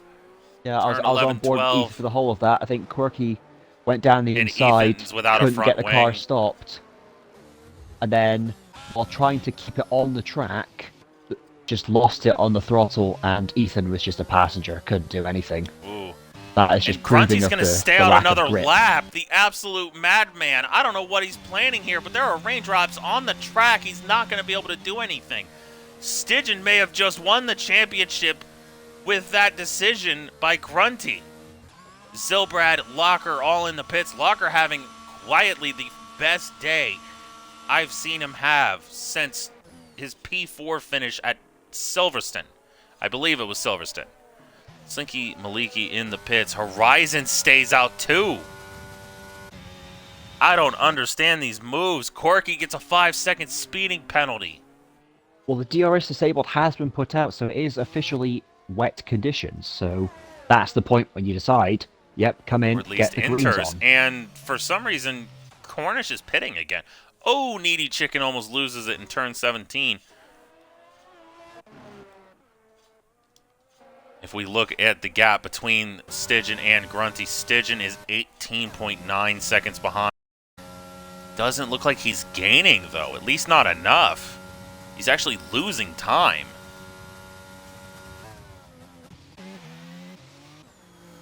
Oh, yellow's We've got a is yellow in Mercedes. Sector 1. It is for Corky, who's on brand new mediums. I don't believe it. He's picked the wrong tire. And so is Cornish. Cornish is back on slicks. He's on hard tires. What is going on? They've Okay, I not would changed say their right strategy now to is the the pit perfect stops. time to pit because Stygian now is starting to catch up. And in comes Grunty. There was he gonna is. say- Yes, that he does. Either they've forgotten to change their tires on the MFD, or the game has just dysfunctioned as it has done on numerous occasions. But that they've just not Grunty got that is now one. out of his box. Stygian is coming, though. Stygian is definitely going to get the lead from Grunty. He's made a mistake there, I think. Or maybe not. Oh, No, Grunty's right in front of him. And Grunty keeps the lead. He stayed out the extra lap, and he retains the lead. you lucky, lucky person. That could not have been any closer, I don't think. The only thing that would have made that closer is if Stygian himself would have basically been side by side with him. Horizon now is just hemorrhaging time to the guy in front of him. Meanwhile, Slinky Maliki is gaining hand over fist time on Horizon. Oh, actually, check that. It looks like he's dropping time to him. Of course, he's got Ruli Ethan right behind him, who's definitely pushing him as Slinky goes very wide in turn 7, and they're going to be side by side. Ooh, they almost touched. Genghis Logan stars he pitted for when the rain started. Cornish back in the pits again to pit onto another set of inters. Shane, who's already down a now on the medium, still on the medium tires. We got a yellow in sector. That would be Horizon. Yep, and he's on those 9-lap-old mediums. He's got no front wing. Ruli Ethan's coming across. Slinky Maliki. Horizon really is not having the best of luck at the moment. No, and really, Genghis Logan's right behind him. Yeah. I know he's had some bad luck this race, but I don't know why he stayed out. And of course, he's just I don't know why him or Genghis. It's these guys have definitely. These two are staying out. No, okay. I was worried. I was like, hold on a second. No, they are both pitting, and now all we got to do is wait for Shane to pit, who's still on those medium tires that he pitted onto 10 laps ago. Back to Grunty and Stitch, and Grunty on 1-lap tires. Starting to pull away just a little bit from Stygian. With no DRS, all Stygian's got to rely on is the slipstream, but he's also going to get the dirty air in the tight section like here. Shane is blue flagged for the leaders, but he has no grip. Oh, he's out! Oh no. I was on board. That could cause a safety car, and it will. It will cause a safety car, so good news for Willem and Mega Centurion, neither of whom are in this session right now. See if you can hit them up with an invite. They will stay on the lead lap. And this could be a free pit stop for a handful of the guys behind the leaders.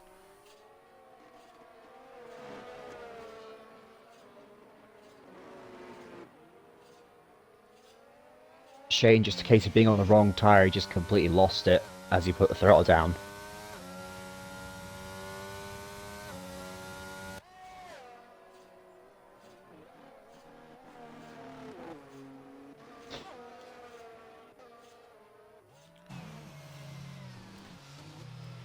The leaders have now caught up to the safety car. Locker is in the pits. He's onto a new front wing and a set of inters.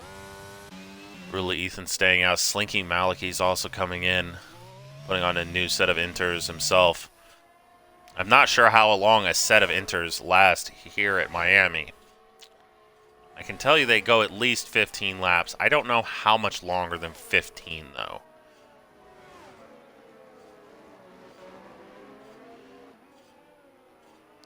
Wait along. CJ Slee, he chooses to stay out. Horizon, Genghis all stay out. Needy Chicken is actually going to pit despite already having just pit onto a set of inters.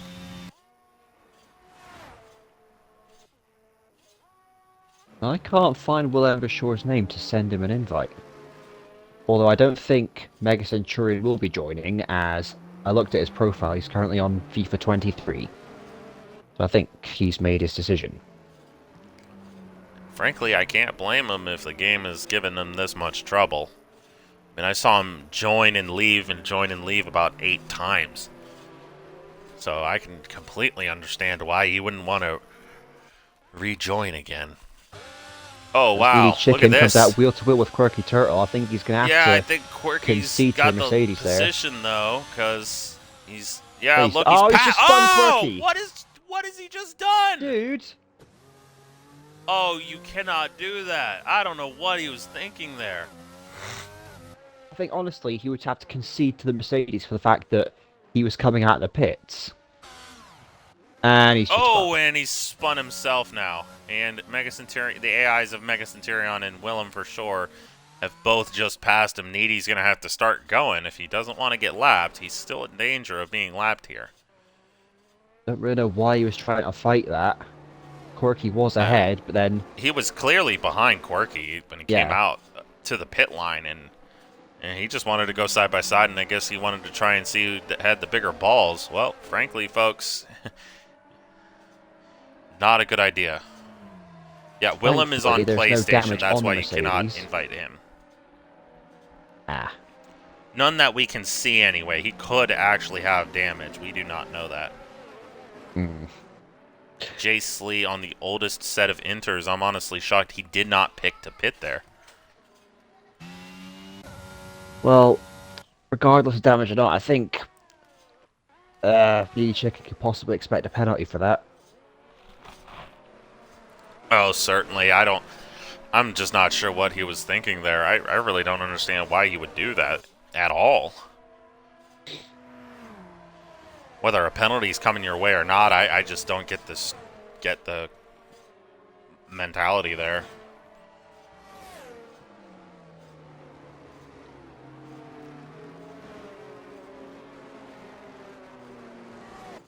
Ryzen has just caught up to the pack. We are waiting on Jangus, Logan, Cornish, Quirky, Mega Centurion, Willems, AIs, and Needy Chicken.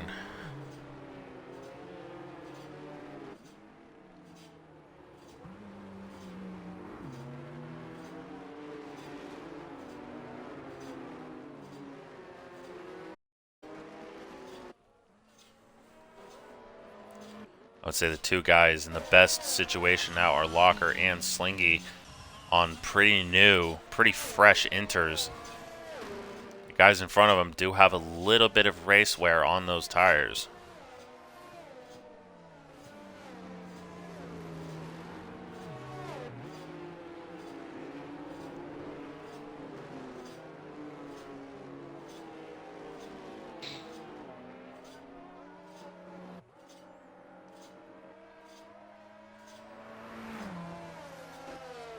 We start what should be the final lap of the safety car. I would hope, anyway. Depends how quickly that AIs can catch up. Of course, I don't think Needy can actually overtake them. And the AIs won't be going very fast, even though they have the ability, of course, to just simply catch up without having to worry about the delta time. I think we might actually have one lap more. You very well might with how slow these back three are going, and Needy almost losing the rear end again. I mean, either that or he was trying to warm up the tires. But I don't imagine he had to do that with how fast he's had to go.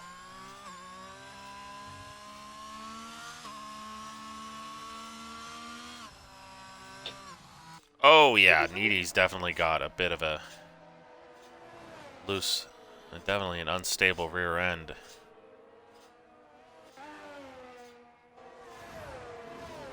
Might be a bit nip and tuck. They actually might make it.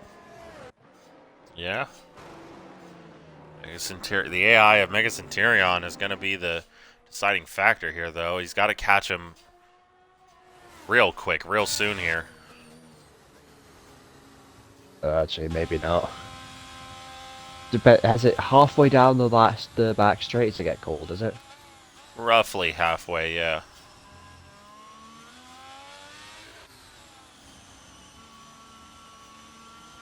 I know last week at Baku it would be right before the high-speed chicane is what I call it. Safety car is in this lap. Yep. Okay. So they have caught up enough for the safety car to be called in.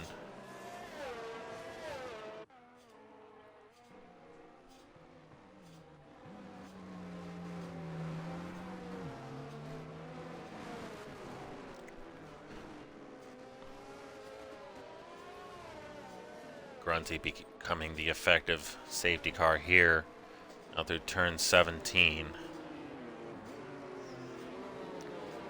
About half throttle.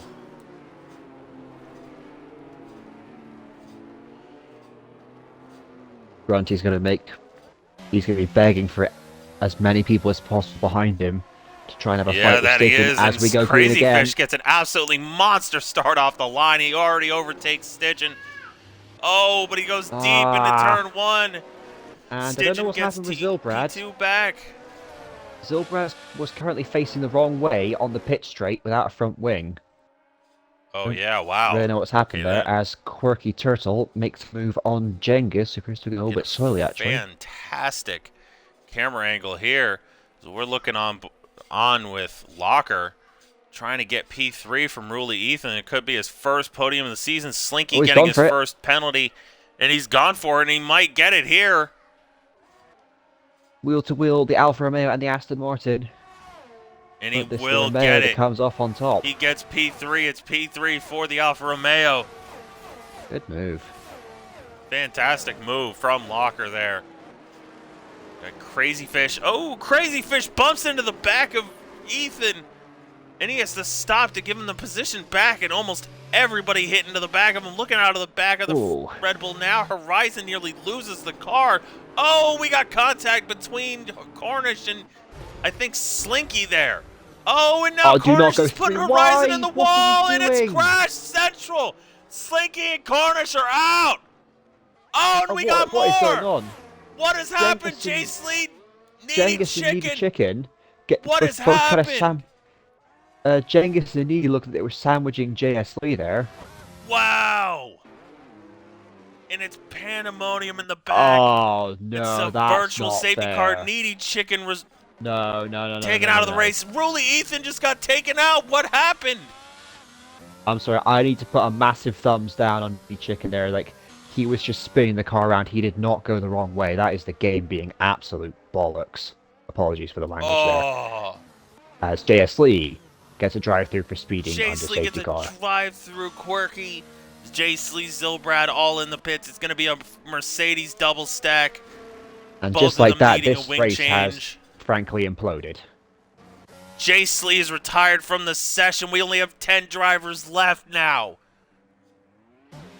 Rather interestingly, his AI is going out on the mediums. Of course, it will pull over at the surface road, but... Meanwhile, we've got the AIs of Mega Centurion and Willem Verschoor still in this race. P6 and 7. This could very well tank Genghis, Quirky, and Zilbrad's races. Meanwhile, Stygian is still P2 after all of that. Locker has gone up to P3. Grunty maintains the lead. Crazy Fish P4, who unfortunately just watched his teammate just eat a wall. And I don't know what Cornish and Slinky were thinking there. I don't know why they were going side by side. That is not the place to do it. We have got a lot of moisture on this track. We got a lot of standing water. It might be full wet time.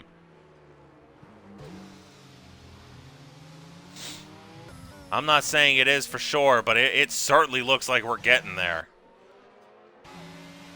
The rain is much heavier now. There is rain droplets all over the cars. Every single one of them. You look on board with all of them. There is just gallons of water on these cars. Well, Sebastian Vettel did warn us that in 2050 or 2060, the Miami Grand Prix could be held underwater, so we could be getting a bit of a precursor. Well, we might. The way this rain's coming down, we might have this race be underwater before the end of it.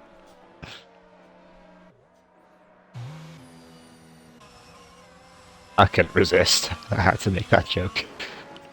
Oh, certainly. I would definitely say it's a well-placed joke. I mean, this race could be underwater, as I said, before the end of it. The only teams with both their drivers now are the Williams team with Stygian P3, Genghis P2, Stygian P8 for Genghis, Alfa Romeo, who have had absolute dog water luck all season, and now they have P3 and P6. I don't know if Mega Centurion's gonna get the points for his finish. No, his points won't count because he wasn't actually here at the start. Neither will Willem Verschoor. So technically, Alfa Romeo Willem and the car was here at the start. Willem Verschoor was here at the start. I think he left about lap 2 or 3. Okay. Never. Okay. Hey, Slinky, I am not here to say whether you or Cornish there is at fault. I did not see the wreck very well there. I was trying to look at something else, and then I saw you two crash in like the bottom of my screen. I can't tell you who I would think is at fault there. Even if I did see it, I can't say for sure because I'm not a steward. I can't tell you there, mate. Both of the Mercedes are in this race, and so are both of the McLarens. So the only drivers, actually, I just realized, that don't have a teammate are Crazy Fish with his teammate having just crashed out, and Grunty as well had his teammate crash out in the same crash. It's in its same place. What I can tell you, Slinky, though, is that I do feel for you. I wish you could have finished this race. You had a very, very solid race from the looks of it. And a bleeding shame you couldn't finish it off. Safety car is in this lap. At the end of this lap, there will be about 8 laps to go. And it looks like Grunty's already gone. Stygian not getting a very good start out of the hairpin. And Locker looks like he might be looking for a move here. Quirky is in the pits. He might be going on to the full wets. Yeah, these guys are going dreadfully slow here right now. They do not have any confidence coming through here. As so Blocker he's gone just on to another set absolutely of just goes inters. straight past Stygian and retires. And Quirky's retired. Quirky had a chance at points. Yeah, I know that the just championships are kind of more or less wrapped up, but some positions could have still been gained from further down. Not only that, points were still on the table for everyone that were currently still racing. Know.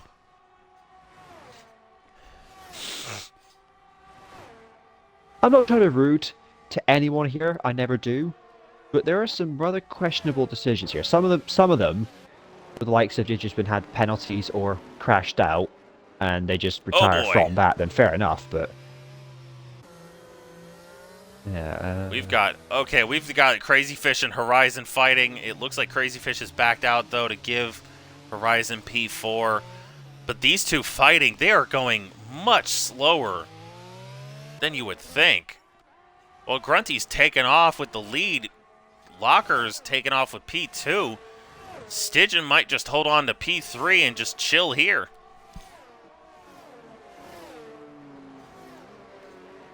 Unless Horizon's got something to say, which he could. Zilbrad at one point was 3.3 seconds, I think, back on Crazy Fish. Has now caught up to 2 seconds back on him.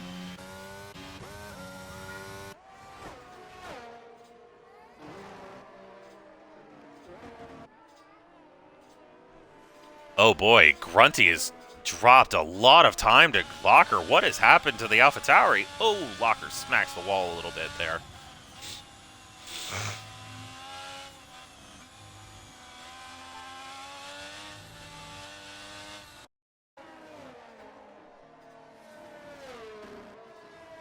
Who has fastest lap?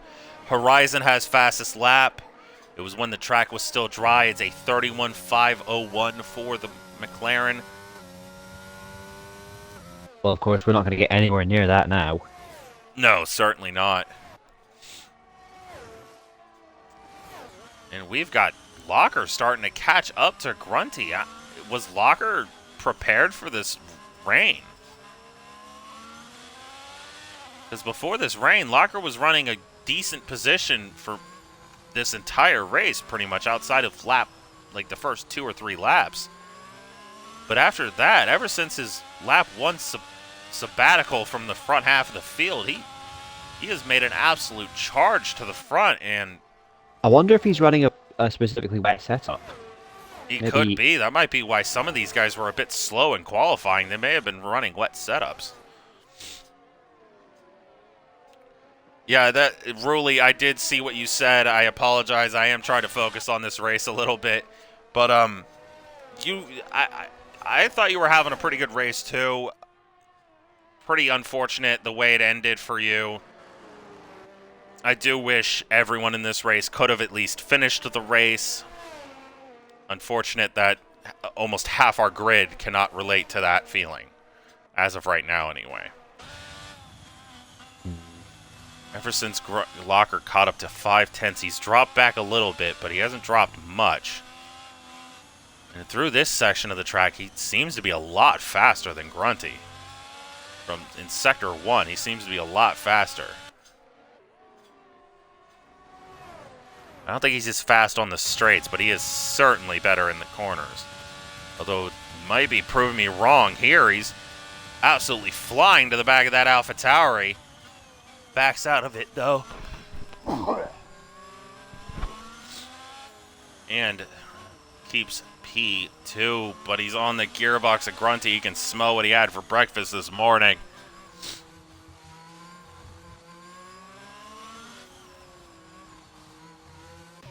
Putting the pressure on Grunty. Grunty's got to keep the lead to have any chance at this championship, but with Stygian just sitting in P3, he's got to hope Stygian also falls off a cliff. One guy passing Stygian will not be enough, nor two. He's going to have to hope that Stygian just absolutely drops it.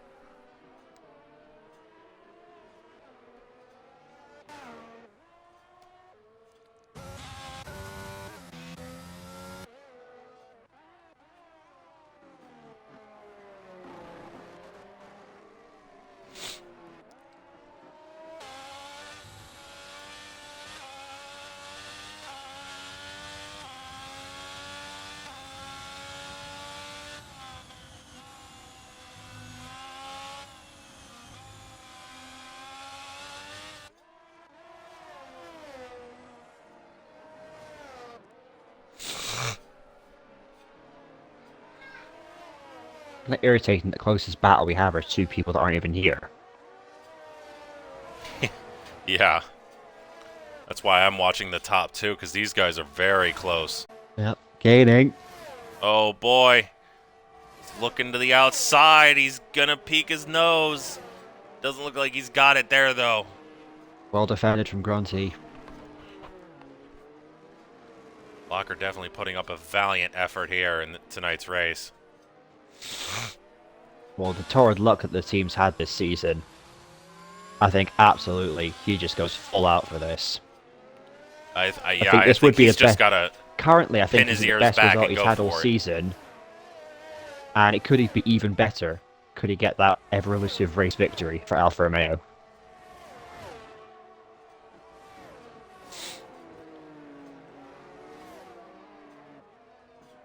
Looks certainly not going to give up here. That much I can tell you. As of right now, the best result either Alfa Romeo driver has had in this division has been P4.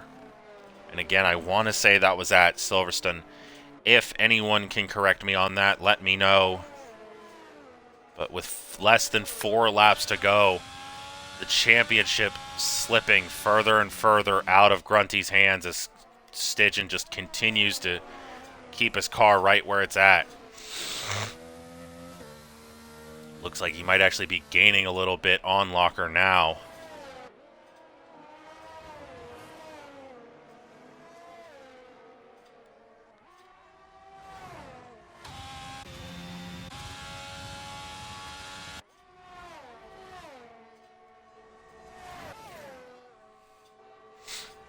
Got another very close fight between Crazy Fish and Horizon. Crazy Fish right on the gearbox of Horizon. And around the outside, he's going to make the move work. And he's got the move done on Nicely Horizon. done. Crazy Fish gets P4. A very, very solid move from the Red Bull driver, who last week secured P3 in the Drivers' Championship.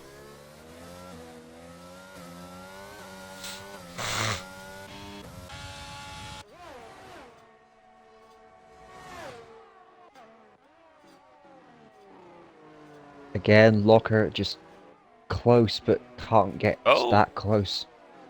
Horizon looking to the inside of Crazy Fish. He's looking to take P4 back from Crazy Fish. Doesn't look like he's got it there, though.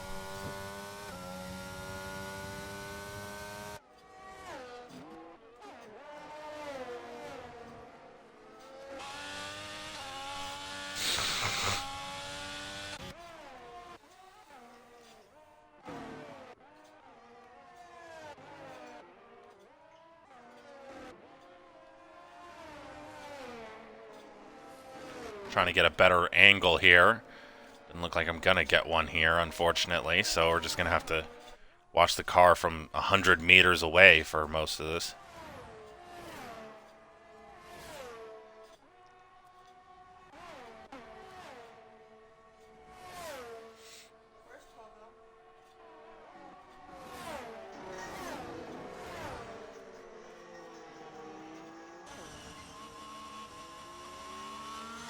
For a moment, it looked like Grunty was going to start to pull away a good bit, but Locker catching a decent bit up there.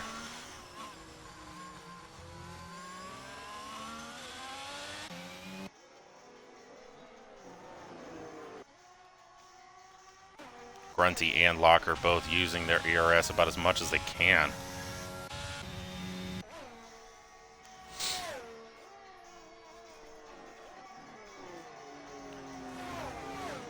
Coming out of the hairpin. Here to start the penultimate lap of this race. We've got 2 laps to go Fish gone here a bit in Miami. deep at the last corner. That's kept Horizon right next to him. Yep.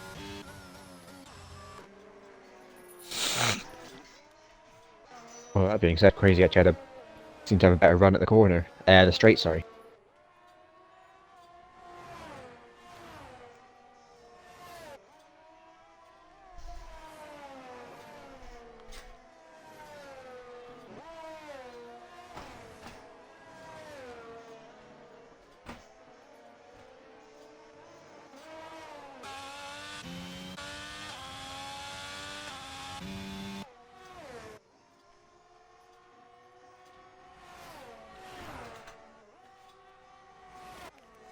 Stitchin continuously reeling the top 2 in. About 1.7 seconds back now, 1.6. And I think Horizon's pace starts to fall away because he's now under threat from the Mercedes of Zilbrad. That he is. Although Zilbrad's tires are also 5 laps younger, so he did pit under that last safety car, so he's definitely going to have a bit of an advantage in the corners. Moving back to our top 2.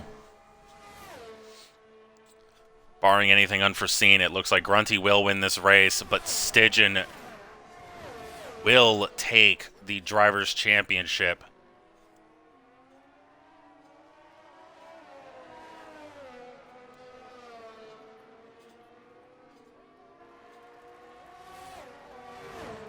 Final lap here now in Miami.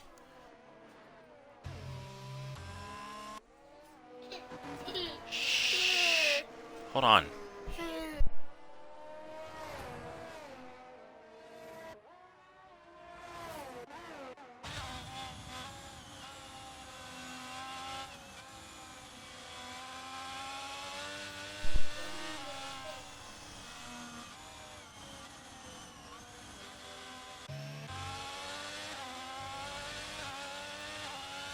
One sector down, 2 sectors remain in this race.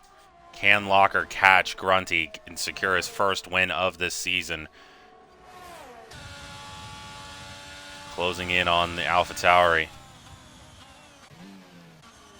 Down into the corner now. This part right here, this section of the track is where Locker's had the advantage.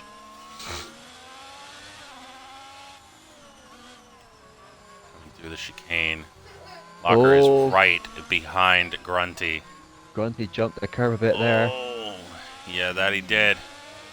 Now this is where Grunty's had the advantage. He's got a bit more straight line speed, but Locker's got the slipstream. I don't think he's going to be close enough, though. The exit of the corner and the straight line speed, I think, has helped Locker looking for the move. It's not going to happen, though. No, coming out of the hairpin one final time. Grunty is going to secure the race win for the final race of the season. Locker gets P2, Stidgen gets P3, and secures the Drivers' Championship. The Flying Dutchman wins the Division 2 Drivers' Championship. Crazy Fish P4, P5 Horizon, holding off Zilbrad for P5, while Zilbrad will take P6. Jangus Logan coming down the front stretch. Now, for the final time, he will take P7 as he and Stidgen secured the Constructors Championship for this division about a lap or two ago, about a race or two ago, in the AIs of Willem Verschoor and Mega Centurion.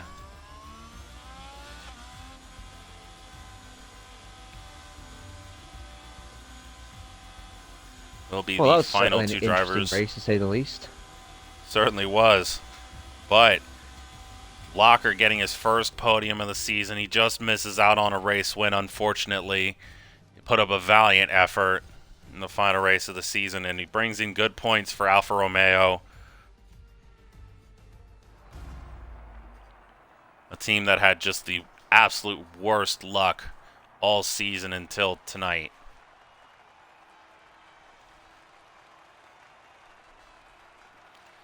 An absolutely fantastic Drivers' Championship fight from these two throughout all season, but in the end, the Flying Dutchman, Stidgen, secures the championship by 8 points over Grunty,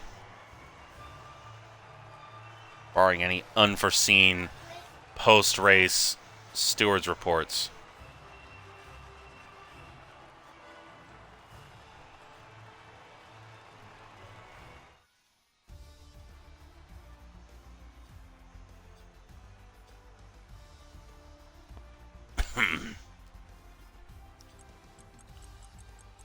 So this is your finishing order for the race.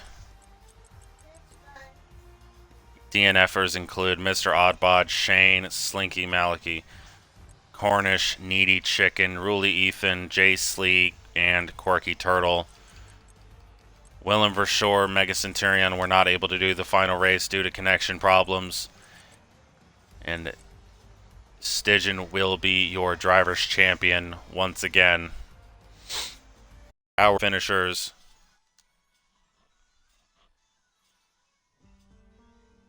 Working on it.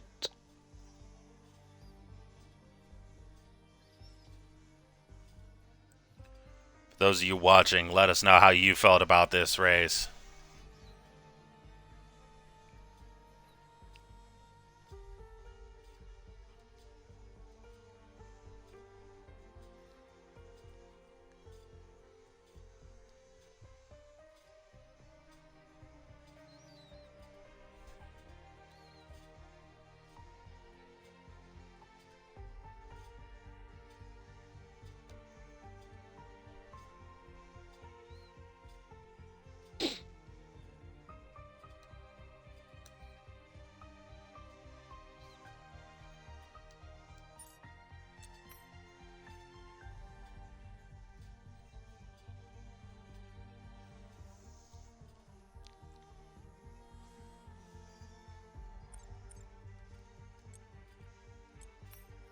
And we have got all three of our podium finishers in for this race. We will start with the man who finished P3 in this race, but Make sure you got your order P1 in encoded. the Drivers' Championship. The man, the Flying Dutchman, I should say, Stidgen. True. How are you feeling tonight after that race? I'm feeling great. Feeling very good. You didn't need the win. In fact, we had specifically said before the day before this race, you only needed P6 with the fastest lap in this race to tie the championship, at least tie. Yeah. And anything higher than P6 would have won you. So P3, you get the championship. How did the race feel for you? The race was all right. I got Bless you. absolutely annihilated into turn one. I don't even know what was up the inside, but yeah, lap one was a bit difficult. Made some contact as well in the hairpin, and Grunty very sportively gave the position back. So very, morale over anything else, mate. exactly, it was very fair.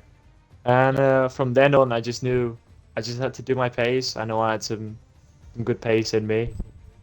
I did some wet practice as well, so when it started raining, I felt somewhat comfortable. But the safety car restarts were horrendous, like my tires. I just couldn't heat them up. It took me like a good 5 or 6 laps to get them back to 70 degrees Celsius. So that's why I lost out. But then, yeah, after that, I was P3 and I saw I was extending the gap to the guys in P4 and 5. And then I just knew that I just had to finish the race, keep it on the black stuff. And that's exactly what I did. And here I stand. Well, congratulations on another podium on this season, and especially to your first championship, I believe, in RSF1. You've been watching. Thank you very much. It's been a great season, and I want to thank you as well for doing comms. It's been great watching back every stream. Well, my pleasure, Stygian. Maybe next season back here once again for maybe even Div 1 if it's with you. We'll see. We will see. Our P2 finisher, he gets his first podium this season in the Alfa Romeo. Locker, you probably didn't have the season you were looking for, but you did finish it on a high note with P2 tonight. How are you feeling, sir? Gobsmacked, speechless, just wow. That's all I can say, really. Well, finishing P2 to end the season, does it give you any extra boosted confidence for next season, perhaps? Oh yeah, 100%. When I only joined this tier because I couldn't do any of the tiers where I was originally placed. I couldn't do their days. So when I first joined, I was thinking, if in ignoring whether I should actually be here. But I think over the last few races, I've sort of grown in confidence. And hopefully now take it into next season. I certainly hope so. Great race in a much better end to the season than it started for you, Locker. Yeah, definitely. Hope the best for you for next season. Thank you very much, mate. And I'd just like to say as well, before you speak to Grunty, congratulations on the title, Stygian. Thank you. Congratulations on the podium. Thank you. On to our race winner, Grunty. You do miss out on the championship. You did win more races than anyone else in this division. How does that make you feel? Well, when you put it like that, it makes me feel like shit. Thanks for that. No, it's been a good season, Going into this, I obviously didn't expect to be fighting for the championship, let alone like podium or wins. I just enjoyed it, man. I've just literally just plodded along. Like 90% of the race I didn't really practice for, and then like obviously I missed 2 races, which realistically would have given me the championship if I'd have obviously done well in them. So to say I've come this far to bring it to the last race to what is it, like a 10-point gap or something like that? In the 8 points after tonight. 8 points gap. After missing 2, been good. I mean, Stygians drove obviously very, very well all season. He hasn't got the wins, hasn't needed to. We've seen that from many people in the past. Hasn't needed to get the wins, but he's got the consistency of, podiums or good finishes. So he's been a great competitor, to be fair. He's been quite clean. Obviously today I did smack him up the bum, and I do apologise for that. I just didn't expect. It's all right.